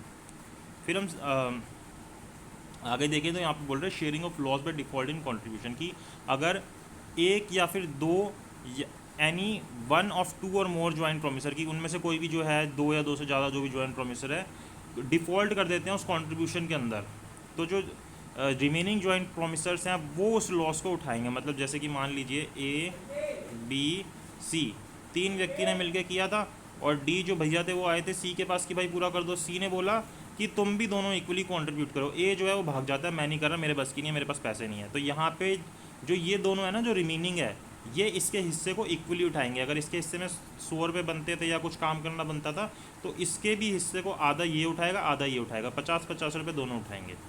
ठीक है, ये चीज़ यहाँ पे बोल रहे हैं। एक्सप्लेनेशन एग्जाम्पल पढ़ लेना, यही चीज़ें बता रखी हैं। सेक्शन 44 क्या बोलता है, effect of release of joint promisors की क्या इफेक्ट होगा अगर एक जॉइंट प्रोमिसर को रिलीज़ कर दिया जाता है। तो अगर दो या फिर मोर पर्सन है कि उन्होंने जॉइंट प्रोमिस किया है और उनमें से किसी एक जॉइंट प्रोमिसर को रिलीज़ कर दिया जाता है प्रॉमिसरी के द्वारा, तो यहाँ पे जो अदर जॉइंट प्रोमिसर्स होते हैं या जॉइंट प्रोमिसर्स होते हैं उनकी जो लायबिलिटी होती है वो डिस्चार्ज नहीं होती। जैसे कि जो मैंने अभी आपको एग्जांपल दिया वही चीज़ आ रही है कि अगर ये तीन लोग थे इन्होंने किया और डी जो है इन दोनों को ही बोलता है कि तुम करो, तो ए को वो रिलीज़ कर देता है, ठीक है, डिस्चार्ज कर देता है। लेकिन इसका मतलब ये नहीं कि ए डिस्चार्ज हो गया, बी और सी जो है इसको कंपेल करेंगे भाई तू अपना हिस्सा भी कर, ये बोल रहा है यहाँ पे इस सेक्शन के अंदर। फिर डिवोल्यूशन ऑफ जॉइंट राइट्स कि जो जॉइंट राइट है उनकी डिवोल्यूशन किस तरीके से होगी। जैसे मान लीजिए कि ये जो एग्जांपल है इससे आपको अच्छे से समझ आ जाएगा। ए जो है 5,000 रुपये लेता है बी और सी से, जो ये बोल रहा है डिवोल्यूशन ऑफ जॉइंट राइट्स की अगर ये बी मर गया तो जो इसका लीगल रिप्रेजेंटेटिव है वो और सी मिल के इसके अगेंस्ट राइट क्लेम कर सकते हैं। और अगर सी भी मर जाता है तो जो इनके लीगल रिप्रेजेंटेटिव है वो भी ऐसा कर सकते हैं, ये दोनों मिल के। तो मान लो ए ने बी और सी से 5,000 रुपये लिए और बोलता है कि मैं तुम्हारा पैसा वापस कर दूंगा।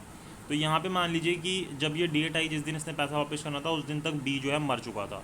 तो बी का जो लीगल रिप्रेजेंटेटिव होगा और सी जो होगा वो मिल के ए से क्लेम कर सकते हैं इस पैसे को। और मान लो बी और सी दोनों ही मर गए तो यहाँ पे एल जो इसके एल आ रहे हैं और जो इसके एल आ रहे हैं वो दोनों मिल के ए के अगेंस्ट क्लेम कर सकते हैं।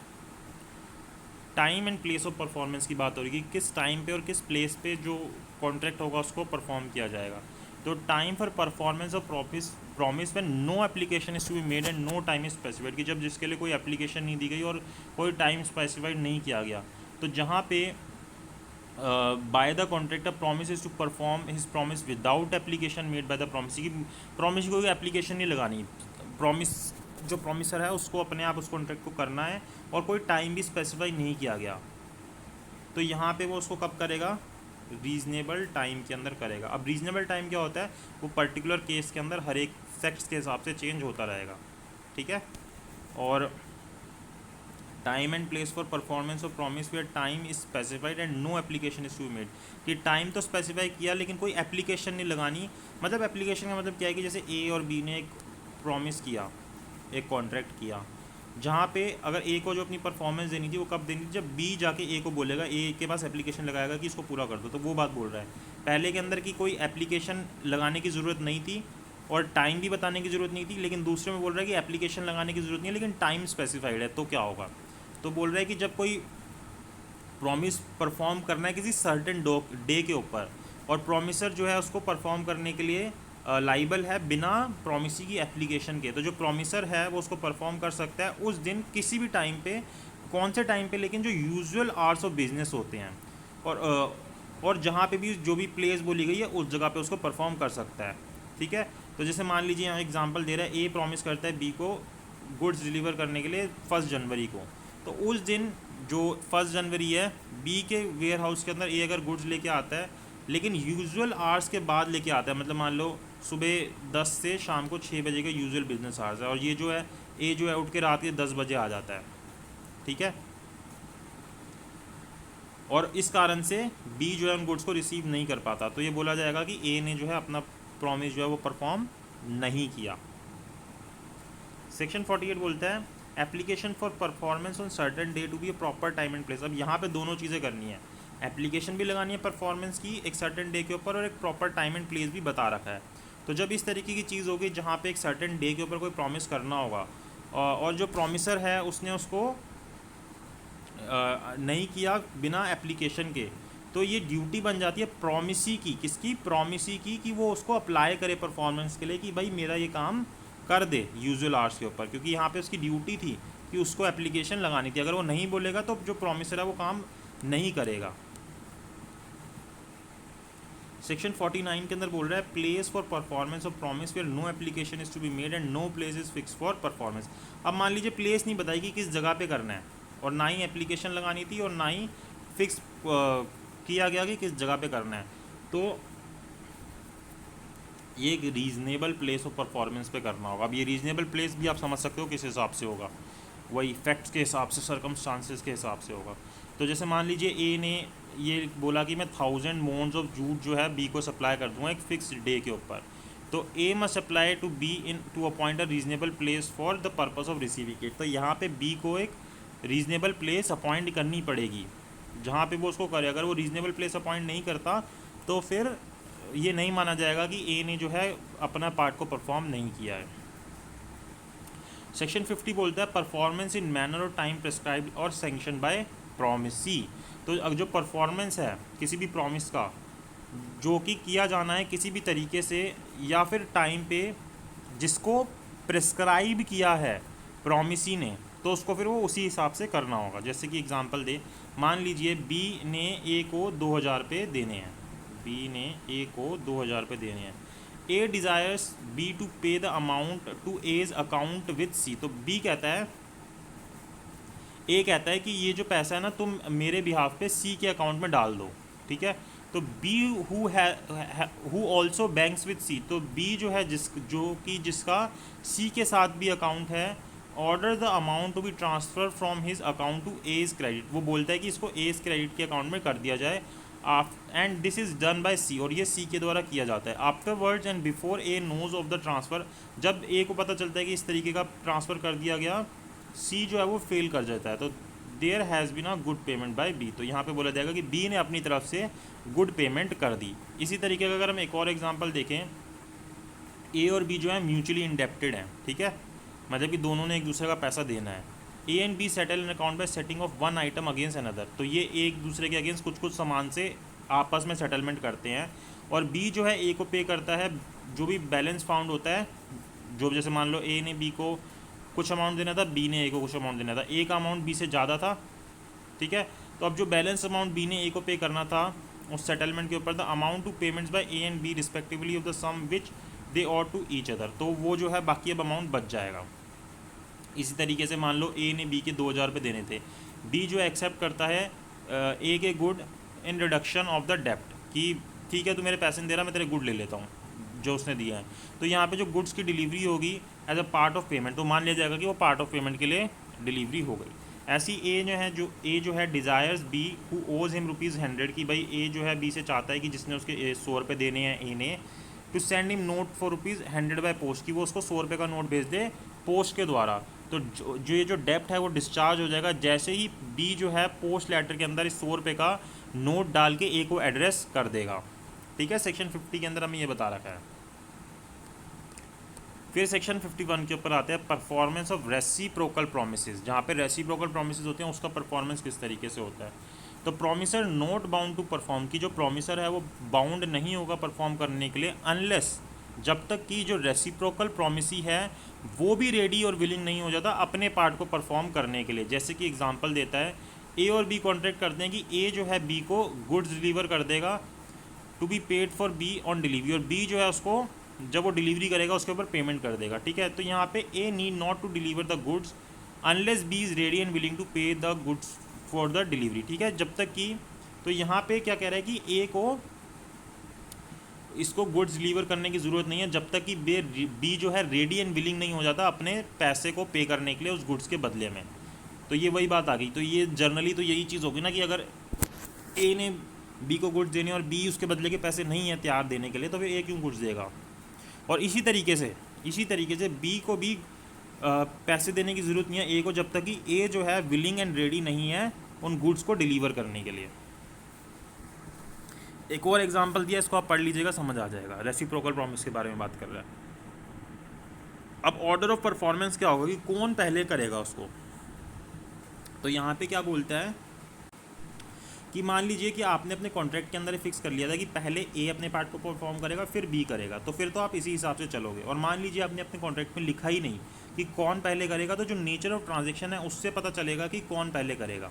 ठीक है, जैसे इलस्ट्रेशन से अगर हम देखें, ए और बी ने कॉन्ट्रैक्ट किया कि ए जो है बी के लिए घर बनाएगा एक फ़िक्स प्राइस के ऊपर, और ए ने प्रॉमिस किया कि वो जो अपना पार्ट परफॉर्म करेगा, A promise to build the house must be perform before B is promise to pay it. तो जो ए जो है अपना पार्ट पहले परफॉर्म करेगा, उसके बाद जो है बी अपना पार्ट परफॉर्म करेगा पैसे देने का। तो यहाँ पे हमें पता चल गया कि किसने पहले काम करना है। तो इस तरीके से हो जाएगा। फिर सेक्शन 53 के ऊपर आए, liability of party preventing event on which the contract is to take effect. कि भाई जैसे मान लीजिए कि दोनों ने, ए ने बी ने काम करना था, ए जो है ना क्या करता है कि बी को अपने पार्ट को परफॉर्म करने से प्रिवेंट करता है।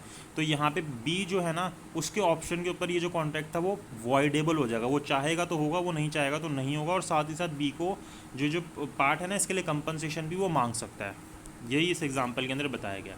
ऐसी सेक्शन 54 के अंदर क्या बोल रहा है, effect of default as to the promise which should be first perform in contract consisting of reciprocal promise. तो सेक्शन 54 में क्या बोल रहा है कि कोई कॉन्ट्रैक्ट जिसके अंदर क्या था, रेसिप्रोकल प्रॉमिस था, ठीक है, such that one of them, कि जो दोनों में से जो भी था जो रेसिप्रोकल प्रॉमिस था वो परफॉर्म नहीं हो सका, या फिर जो परफॉर्मेंस थी वो क्लेम नहीं की गई, till the other has been perform and the promisor of the promise last mention fails to perform it. तो ये जो लास्ट में मेंशन किया ना, ये वाला जो है, ये इसको मेंशन ये इसको परफॉर्म करने से फेल हो जाता है। तो जो such promisor can not claim the performance of the reciprocal promise, तो ये जो है क्लेम नहीं कर सकता कि इसकी परफॉर्मेंस की जाए, और इसके लिए कंपनसेशन करना पड़ेगा उसको दूसरी पार्टी को, क्योंकि वो अपने पार्ट को परफॉर्म नहीं कर पाए। जैसे यहाँ एग्जांपल से हमें समझ आ जाएगा। मान लीजिए ए ने बी को हायर किया, A hires B's ship, B की शिप को हायर किया to take in and convey from Calcutta to Mauritius, की वो कैलकाटा से Mauritius take in and convey करेगा a cargo to be provided by A, जो कार्गो ये इसको प्रोवाइड करेगा, ठीक है। B receiving a certain freight for its conveyance, B को कुछ उसके लिए पैसा मिला, लेकिन ए ने क्या किया, कार्गो प्रोवाइड नहीं की। तो जो यहाँ पे ए है वो क्लेम नहीं कर सकता बी से परफॉर्मेंस के लिए, क्योंकि पहले ए अगर उसको कार्गो प्रोवाइड करता तभी तो बी अपने पार्ट को परफॉर्म करता। And must make compensation to B for the loss which B sustains by non performance of the contract. और यहाँ पे ए को बी को कंपनसेशन देना पड़ेगा, यही बात इसने यहाँ पे बोली है।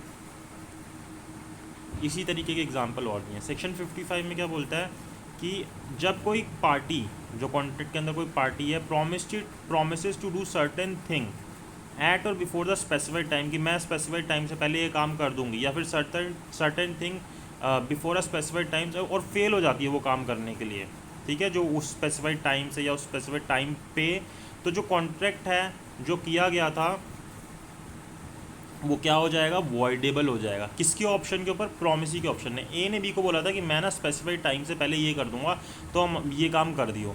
अब ए ने उस स्पेसिफाइड टाइम से पहले या उस स्पेसिफाइड टाइम पे वो काम नहीं किया, तो बी जो है इसके उसके ऊपर वो वॉइडेबल बन जाएगा प्रॉमिसी के ऑप्शन के ऊपर। If the intention of the party was that the time should be of the essence of the contract. अगर इनकी ये क्या थी, इंटेंशन थी कि ये जो टाइम है ना ये एसेंस ऑफ द कॉन्ट्रैक्ट होना चाहिए। और अगर मान लीजिए कि टाइम जो है वो एसेंशियल नहीं था, if it was not the intention of the parties that time should be the essence of the contract, जो कॉन्ट्रैक्ट है वो वॉइडेबल हो जाएगा। The contract does not become voidable, वो वॉइडेबल नहीं बनेगा इसके फेलियर के ऊपर, अगर वो स्पेसिफाइड टाइम के अंदर वो चीज़ नहीं करता तो, ठीक है, और वो कंपनसेशन भी नहीं मांगेगा। अच्छा, वो कंपनसेशन मांगेगा, सॉरी मैंने गलत बोल दिया, लेकिन वो कंपनसेशन के लिए एंटाइटल होगा, लेकिन वॉइडेबल नहीं होगा, कि वो ये नहीं बोल सकता कि इसको परफॉर्म कर। और अगर क्या इफेक्ट होगा एक्सेप्टेंस का of performance at time other than the agreed upon, कि जिस टाइम के ऊपर एग्री किया गया उसके अलावा अगर उसकी परफॉर्मेंस को एक्सेप्ट कर लिया जाता है तो उसका क्या इफेक्ट होगा। तो यही होगा कि भाई उसने जो कंपनसेशन क्लेम करना था वो कंपनसेशन क्लेम नहीं कर सकती, क्योंकि उसने उसकी परफॉर्मेंस को एक्सेप्ट कर लिया, ठीक है। फिर बोलते हैं सेक्शन 56 के अंदर agreement to do impossible act. आप कोई ऐसा एग्रीमेंट करते हो जो कि इम्पॉसिबल है, ठीक है। जिसके जो एक्ट होना इम्पॉसिबल है उसके लिए एग्रीमेंट करते हो। तो अगर आप इस तरीके का कोई एग्रीमेंट करते हो तो वो अपने आप में क्या है, वॉइड है। जो चीज़ हो ही नहीं सकती, मैं चांद से सूरज तोड़ लाऊंगा आसमान से, तो ये क्या है, वॉइड है, क्योंकि ये इम्पॉसिबल एक्ट है। और इस तरीके का कॉन्ट्रैक्ट जो आफ्टरवर्ड बिकमिंग इम्पॉसिबल और अनलॉफुल, कि भाई इम्पॉसिबल या अनलॉफुल बाद में बन जाता है। तो a contract to do an act which after the contract is made, कि जब किया तब तो वो ठीक था, लेकिन बाद में वो इम्पॉसिबल या फिर अनलॉफुल हो जाता है। और वो किसकी वजह से होता है, प्रॉमिसर के किसी इवेंट के वजह से, event which the promiser could not prevent, sorry मतलब जिसको जो प्रॉमिसर है वो प्रिवेंट नहीं कर सकता, और या फिर अनलॉफुल बन जाता है। तो ये चीज़ भी जो है क्या हो जाएगी, वॉइड हो जाएगी, क्योंकि अब वो अनलॉफुल या इम्पॉसिबल हो गया।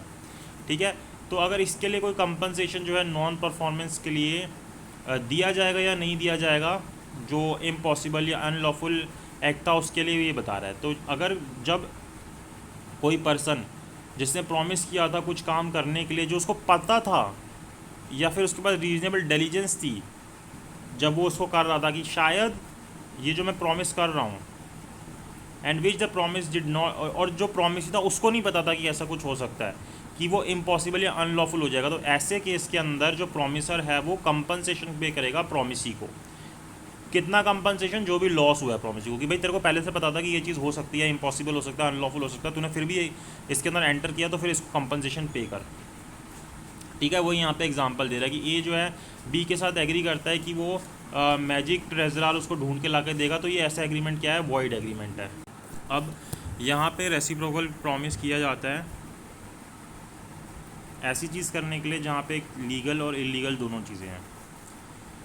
तो जब कोई पर्सन रेसिप्रोकली प्रॉमिस करता है कोई ऐसी चीज़ करने के लिए, पहली चीज़ जो कि लीगल है, और सेकेंडली कोई ऐसी चीज़ under specified circumstances to do certain thing which is illegal, तो जो पहला सेट ऑफ प्रॉमिस है वो तो कॉन्ट्रैक्ट माना जाएगा, लेकिन जो दूसरा इलीगल पार्ट था वो वॉइड हो जाएगा।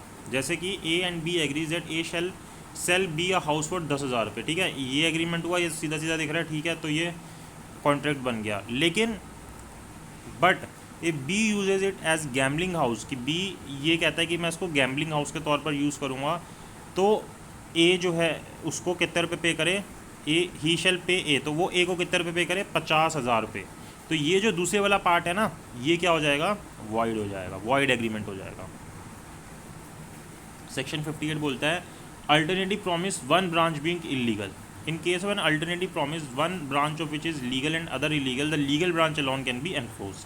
ठीक है, कि भाई ए ने बी से एग्रीमेंट किया कि वो उसको 1,000 रुपये दे, जिसके बदले में बी जो है उसको राइस देगा या फिर ओपियम स्मगल करके देगा। तो यहाँ पे राइस वाला पार्ट जो है ना वो वैलिड है, लेकिन जो ओपियम वाला पार्ट है वो वॉइड हो जाएगा, क्योंकि एक ब्रांच जो है लीगल है, एक ब्रांच इलीगल है। अब बता रहा है पेमेंट किस तरीके से होगी। तो एप्लीकेशन ऑफ पेमेंट वेयर डेप्ट is to be discharge is indicated, जहाँ पे बता रखा है कि किस हिसाब से पेमेंट होगी। Where debtor owing several distinct debts to one person, कि भाई जो डेटर है उसने कई सारे डेप्ट्स जो हैं वो क्रेडिटर के अगेंस्ट पेबल हैं। ठीक है, और वो उसको पेमेंट करता है या तो एक्सप्रेस इंटीमेशन से या फिर under circumstances implying that the payment is to applied for discharge of some particular डेप्ट, जिसके अंदर दिखता है या तो बोलता है कि मैं तेरे को इस चीज़ के पैसे दे रहा हूँ, या फिर वो ऐसी कंडीशन में था जिससे पता चलता है कि ये मेरे को इस चीज़ के पैसे दे रहा है।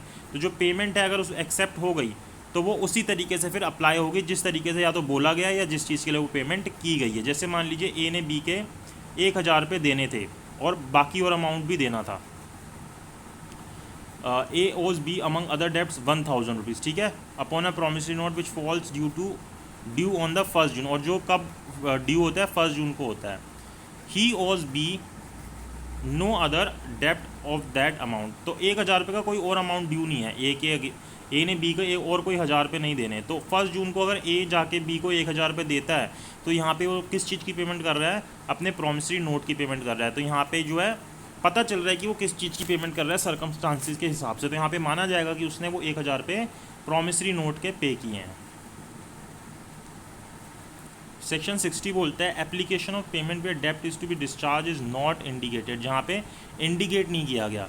तो जहाँ पे डेटर जो है ये बताना भूल जाता है या फिर सर्कमस्टांसिस से नहीं पता चलता कि ये पेमेंट जो है किस चीज़ के लिए दी गई है क्रेडिटर को, तो क्रेडिटर जो है उसको अपनी डिस्क्रिशन के हिसाब से किसी भी लॉफुल डेप्ट को मान सकता है कि मुझे इसने इस चीज़ के लिए दिया है, due and payable to him from the debtor, whether it is recoveries और not barred by law in force, चाहे उसकी रिकवरी जो है बार्ड बाय लॉ है या नहीं है, मतलब जो टाइम पीरियड है वो बीत चुका है या नहीं बीत चुका, उससे कोई फर्क नहीं पड़ेगा, वो अपनी डिस्क्रिशन के हिसाब से उसको कर देगा।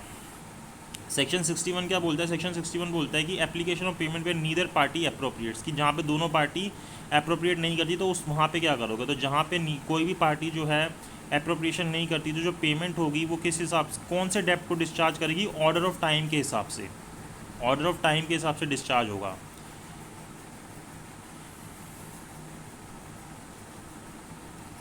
ठीक है, सब्सक्राइब ज़रूर कर दीजिएगा, मेहनत लगती है बहुत। फिर सेक्शन 62 क्या बोलता है? सेक्शन 62 बोलता है effect of novation, rescission and alteration of contract, कि अगर कॉन्ट्रैक्ट को नोवेट किया जाता है, नया बनाया जाता है, रिसाइट किया जाता है, अल्टर किया जाता है, तो इसका इफेक्ट क्या होगा? तो ये parties to a contract agree to substitute a new contract for it, कि वो अगर एग्री हो जाते हैं किसी न्यू कॉन्ट्रैक्ट के लिए या रिसाइन करने के लिए या फिर ओरिजिनल कॉन्ट्रैक्ट को अल्टर करने के लिए, तो फिर जो पुराना कॉन्ट्रैक्ट होगा वो परफॉर्म करने की ज़रूरत नहीं होगी, जो ओरिजिनल कॉन्ट्रैक्ट होगा उसको परफॉर्म करने की ज़रूरत नहीं होगी। अब जो नया कॉन्ट्रैक्ट आ गया, जो रिसाइंड होकर आ गया, अल्टर होकर आ गया, वो अब परफॉर्म होगा। जैसे ए जो है उसने बी के पैसे देने हैं कॉन्ट्रैक्ट के अंदर, ठीक है, it is agreed between A B and C that B shall therefore thenceforth accept C, कि बी जो है वो सी से पैसा एक्सेप्ट कर ले एज इज डेटर। तो instead of A the old डेप्ट of A to B is at end, तो यहाँ पे जो पुराना जो एग्रीमेंट था, कॉन्ट्रैक्ट था, वो ख़त्म हो गया। ठीक है, तो अगर कोई नया कॉन्ट्रैक्ट आ जाता है या रिसाइंड हो जाता है या अल्टर हो जाता है तो पुराना जो ओरिजिनल कॉन्ट्रैक्ट होता है वो परफॉर्म करने की ज़रूरत नहीं होती। सेक्शन 63 क्या बोलता है? प्रॉमिस मे डिस्पेंस विद और रेमिट परफॉर्मेंस ऑफ प्रोमिसी, तो हर एक प्रोमिसी जो है, every promisee may dispense with, उसको डिस्पेंस किया जा सकता है, और रेमिट होली और in part the performance of the promisee made to him, जितना भी उसको परफॉर्मेंस के लिए प्रॉमिस किया गया था उससे उसको डिस्पेंस या रेमिट किया जा सकता है, और may extend the time for such performance, या फिर उसको टाइम एक्स्ट्रा दिया जा सकता है, और may accept instant of its satisfaction with which he thinks fit. जैसे अगर हम एग्जांपल देखें, ए प्रॉमिस करता है बी के लिए पिक्चर पेंट करने के लिए, ठीक है, B afterwards forbids him to do so, उसको बोलते हैं कि तू मत कर, तो यहाँ पे जो ए है वो अब बाउंड नहीं है कि वो उसको प्रॉमिस को पूरा करे, क्योंकि उसने क्या किया, उसको डिस्पेंस कर दिया। तो अगर उसको डिस्पेंस कर दिया जाए या उसको एक्स्ट्रा टाइम दे दिया जाए तो वो उसको आगे उतने टाइम के लिए में कर सकता है। सेक्शन 64 क्या बोलता है? Consequence of rescission of voidable contract, कि आप किसी वॉइडेबल कॉन्ट्रैक्ट को उसके अंदर रिसीशन करते हो तो उसके कॉन्सिक्वेंसेस क्या होंगे? तो जब एक पर्सन जिसके ऑप्शन के ऊपर कॉन्ट्रैक्ट जो है वॉइडेबल है वो उसको रिसाइंड कर देता है उस कॉन्ट्रैक्ट को, तो जो दूसरी पार्टी होगी उसको अब वो परफॉर्म करने की ज़रूरत नहीं है, in which he is promisor. The party resigning avoidable contract shall, if he was received any benefit there under, और अगर उसमें से उसको कोई बेनिफिट मिला है दूसरी पार्टी को तो वो जो भी बेनिफिट उसको मिला है वो वापस उसको रिस्टोर कर देगा। सेक्शन 65 बोलता है obligation of person who has received advantage under void agreement और कॉन्ट्रैक्ट दैट बिकम्स वॉइड, तो अगर किसी भी व्यक्ति को कोई बेनिफिट मिला है, कोई एडवांटेज मिली है किसी वॉइड एग्रीमेंट के अंदर या फिर जो कि बाद में वॉइड हो गया ऐसे एग्रीमेंट के अंदर, तो वापस उसको वो बेनिफिट या एडवांटेज देनी होगी जिस व्यक्ति को उसको मिली है। ठीक है, सेक्शन 66 बोलता है मोड ऑफ कम्युनिकेशन और रिवोकिंग रिसीशन ऑफ वॉइडेबल कॉन्ट्रैक्ट, तो अगर कोई रिसीशन होता है किसी वॉइडेबल कॉन्ट्रैक्ट का तो वो कम्युनिकेट किया जा सकता है, या फिर अगर रिवोक किया जाता है तो वो भी सेम मैनर के अंदर ही होगा, and subject to the same rules as apply to the communication और रिवोकेशन ऑफ प्रपोजल। जो हमने ऊपर देखा था ना जो शुरू के सेक्शन में कि किस तरीके से रिवोकेशन या कम्युनिकेशन किया जाता है प्रपोजल का, उसी तरीके से वॉइडेबल कॉन्ट्रैक्ट को भी कम्युनिकेट या रिवोक किया जाता है। सेक्शन 67 बोलता है कि क्या इफेक्ट होगा, effect of neglect of promise to afford promisor reasonable facilities for performance, कि आप प्रॉमिसर को अगर रीजनेबल फैसिलिटीज़ नहीं दोगे तो उसको और उस चीज़ को नेग्लेक्ट करोगे तो उसका क्या इफेक्ट होगा। तो अगर जो प्रॉमिसी है वो नेग्लेक्ट करता है या रिफ्यूज़ करता है to afford the promisor reasonable facilities for the performance of his promise, तो जो प्रॉमिसर है वो एक्सक्यूज़ हो जाएगा, the promisor is excuse by such neglect और refusal as to any non performance cause thereby, कि वो अगर उसको नहीं करता तो उसके लिए वो एक रिफ्यूज़ल का कारण बन जाएगा। तो जैसे मान लीजिए ए कॉन्ट्रैक्ट करता है बी के साथ कि वो उसका घर ठीक करे, ठीक है, बी का घर ठीक करे, बी जो है नेग्लेक्ट करता है क्या चीज़, to point out at the place in which his house requires repair, उसको बताता ही नहीं है, कहता है कि तू अपने आप ढूंढ ले घर में जहाँ से घर ठीक करना है। तो यहाँ पे ए जो है एक्सक्यूज़ हो जाएगा अपनी नॉन परफॉर्मेंस से, उसके ऊपर कोई फ़र्क नहीं पड़ेगा अगर वो उसको परफॉर्म नहीं करता तो, ठीक है। उसको बताना है बी को कहाँ से करना है। फिर सेक्शन 68 आता है जो कि चैप्टर 5 के अंदर है। वो क्या बोलता है कि अगर कोई व्यक्ति किसी व्यक्ति को नेसेसरी सप्लाई करता है जो उसकी लाइफ के लिए ज़रूरी है, और वो व्यक्ति जिसको नेसेसरी सप्लाई की जाती है वो इनकैपेबल है कॉन्ट्रैक्ट में घुसने के लिए, तो ऐसे में क्या होगा कि वो जो नेसेसरी सप्लाई की गई है ना, वो व्यक्ति उन नेसेसरी को सप्लाईज करने का जो भी पैसा वगैरह है वो ले सकता है उस इनकैपेबल पर्सन की प्रॉपर्टी में से। जैसे अगर एग्जांपल दें, मान लीजिए ए जो है बी को सप्लाई करता है, जो कि एक ल्यूनेटिक व्यक्ति है B, necessary suitable to his condition in life, ठीक है, जो भी ज़रूरतमंद चीज़ें थी बी की लाइफ के लिए, खाना वगैरह वो सब देता है उसको। तो यहाँ पे ए जो है एंटाइटल है बी की प्रॉपर्टी में से अपने आप को रिम्बर्स करने के लिए। ऐसी सेक्शन 69 क्या बोलता है, reimbursement of person paying money due by another in payment to which he is interested. मतलब कि मान लीजिए बी के पास अगर एक लैंड है बंगाल के अंदर और उसने वो ए को दे दी लीज के ऊपर, ठीक है, the revenue payable by A to the government. अब यहाँ पे मैंने उल्टा एग्जांपल दे दिया, ए के पास एक लैंड है, उसने वो बी को लीज के ऊपर दे दी, ठीक है, क्योंकि ए जो है वो ज़मींदार है। तो यहाँ पे जो रिवेन्यू ए के द्वारा पेबल होगा गवर्नमेंट को, जो भी उसने पे करना था, मान लीजिए कि गवर्नमेंट जो है उस लैंड को एडवर्टाइज़ कर देती है सेल की कि अगर ये पैसा नहीं देता, तो यहाँ पे अगर बी जो है वो जो भी एरियर अमाउंट है वो पे कर देता है। क्यों? क्योंकि उसके अंदर उसका इंटरेस्ट इंक्लूडेड था, क्योंकि अगर वो अमाउंट पे नहीं हुआ तो उसको वहाँ से निकाल दिया जाएगा, और वो अमाउंट वो ए के बिहाफ पे करता है। तो यहाँ पे जो बी है वो अपना अमाउंट जो है वो रिकवर कर सकता है ए से। सेक्शन 70 क्या बोलता है, obligation of person enjoying benefit of non gratuitous act, की कोई नॉन ग्रेटिटियस एक्ट जो कि फ्री के लिए ना किया गया हो, इसके लिए अगर कोई व्यक्ति ऐसी चीज़ को एंजॉय करता है तो वो क्या हो जाता है, उसको पे करना पड़ता है उस अमाउंट को, जो भी वो जो नॉन ग्रेशियस एक्ट किया गया था उसके लिए। मतलब कि जैसे मान लो कि ए एक ट्रीटमेंट था, वो अपने गुड जो है बी के घर पे छोड़ जाता है मिस्टेक से, और बी जो है उसको ऐसे ट्रीट करता है जैसे कि वो उसके खुद का ही सामान हो। तो यहाँ पे ए जो है वो कैपेबल है, वो इस काबिल है कि वो बी से अपने अमाउंट को रिकवर कर सके, क्योंकि ए जो है वो उस अमाउंट को ग्रेटिशियसली छोड़ के नहीं गया था, फ्री के लिए छोड़ के नहीं गया था, ठीक है। तो अगर कोई चीज़ नॉन ग्रेटिशियस है उसके लिए आप उसको एंजॉय कर लेते हो तो आपको उसकी पेमेंट करनी पड़ेगी। अब मान लीजिए किसी व्यक्ति को कोई गुड्स पड़े मिलते हैं तो उसकी क्या रिस्पॉन्सिबिलिटी होती है। तो अगर कोई व्यक्ति किसी गुड्स को पाता है किसी और व्यक्ति से रिलेटेड और उसको अपनी कस्टडी में ले लेता है, तो उसकी जो सेम रिस्पॉन्सिबिलिटीज़ होंगी जो एक बेली की रिस्पॉन्सिबिलिटीज़ होती हैं, बेली की रिस्पॉन्सिबिलिटीज़ आगे आएंगी। और सेक्शन 72 के अंदर बताता है liability of person to whom money is paid और thing is deliver by mistake. भी अगर आपको कोई चीज़ गलती से डिलीवर कर दी गई, जैसे मान लो आपको कोई खाना गलती से डिलीवर कर दिया गया स्विगी जोमेटो के द्वारा, तो वहाँ पे आपकी लायबिलिटी क्या हो जाएगी, आपको वो अमाउंट पे करना पड़ेगा, आपकी वो लायबिलिटी बन जाएगी। जैसे A and B jointly owe 100 rupees to C, A और बी ने मिलकर 100 रुपये देने थे सी के, ए अलोन जो है पे कराता है सी का पैसा। तो यहाँ पे ये बात बी को नहीं पताती, ये फैक्ट बी को नहीं पता था, pays 100 rupees over again to C, और वो जाके दोबारा से सी को 100 रुपये दे आता है। तो सी जो है बाउंड है कि वो पैसा बी को वापस कर दे। अब क्या कॉन्सिक्वेंसेज होंगे अगर किसी कॉन्ट्रैक्ट को ब्रीच किया जाता है, तो सेक्शन 73 के अंदर वो बताता है ये। तो ये क्या बोलता है कि मान लीजिए अगर कोई कॉन्ट्रैक्ट हुआ दो व्यक्तियों के बीच में, इसमें बहुत सारे एग्जांपल्स दिए, उनको आप पढ़ सकते हो, उसके बेसिस पे क्वेश्चंस भी आते हैं। तो मान लो दो व्यक्ति ने कोई कॉन्ट्रैक्ट किया और उनमें से एक व्यक्ति ने उस कॉन्ट्रैक्ट को ब्रेक कर दिया, ठीक है। तो जो व्यक्ति ने कॉन्ट्रैक्ट को ब्रेक किया और उसके कारण जिस व्यक्ति ने उस कॉन्ट्रैक्ट के ब्रेक होने के कारण सफ़र किया, तो यहाँ पे ये जो है इसको कंपनसेशन पे करेगा, जो भी उसको लॉस या डैमेज हुआ है उसके लिए, ठीक है। यही बात इसने यहाँ पे बोली है। लेकिन अगर कोई डैमेज या कोई इनडायरेक्ट लॉस होता है तो वहाँ पे कोई रिमोट डैमेज होता है कि भाई कुछ ऐसी कनेक्शन निकाला जा रहा है, इनडायरेक्ट लॉस हो रहा है, तो वहाँ पे फिर लायबल नहीं होगा। और फिर अगर हम आगे आए, ये सारे एग्जांपल्स हैं, इनको आप पॉज करके पढ़ सकते हो या अपने जो बेयर एक्ट है उसमें से भी पढ़ सकते हो, आपको और चीज़ें समझ आ जाएंगी। यहाँ पे हम क्विक रिवीजन कर रहे हैं। सेक्शन 74 बोलता है compensation for breach of contract where penalty stipulated for, जहाँ पे पेनल्टी जो है स्टिपुलेटेड, मतलब कि उन्होंने कॉन्ट्रैक्ट के अंदर ही बता रखा था कि अगर दोनों में से किसी ने भी अपना कॉन्ट्रैक्ट ब्रीच किया तो दूसरे व्यक्ति को उसको इतना अमाउंट पे करना पड़ेगा। तो इस तरीके की अगर सिचुएशन होती है और दूसरे व्यक्ति को कोई लॉस होता है या नहीं होता, उससे कोई फर्क नहीं पड़ेगा। जिस व्यक्ति ने उस कॉन्ट्रैक्ट को ब्रीच करा है उसको दूसरे व्यक्ति को कंपनसेशन पे करना ही करना पड़ेगा, या जो पेनल्टी का अमाउंट, जो भी अमाउंट बताया गया है वो अमाउंट पे करना ही पड़ेगा। ठीक है, उसके बाद हम देखते हैं सेक्शन, बाकी एग्जांपल वगैरह आप रीड कर लेना।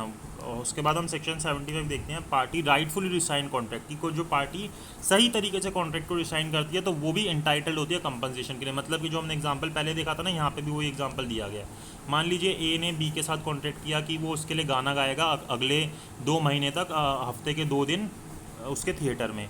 ठीक है, ए जो है छठी रात को नहीं आता तो बी जो है इस कॉन्ट्रैक्ट को रिसाइन कर देता है। तो बी को जो बाकी आगे का लॉस हुआ उसके लिए वो ए से कंपनसेशन मांग सकता है, चाहे ये जो कॉन्ट्रैक्ट है वो बी ने ही क्यों ना रिसाइन किया हो, क्योंकि ये जो रिसाइन किया उसने राइटफुली रिसाइन किया है।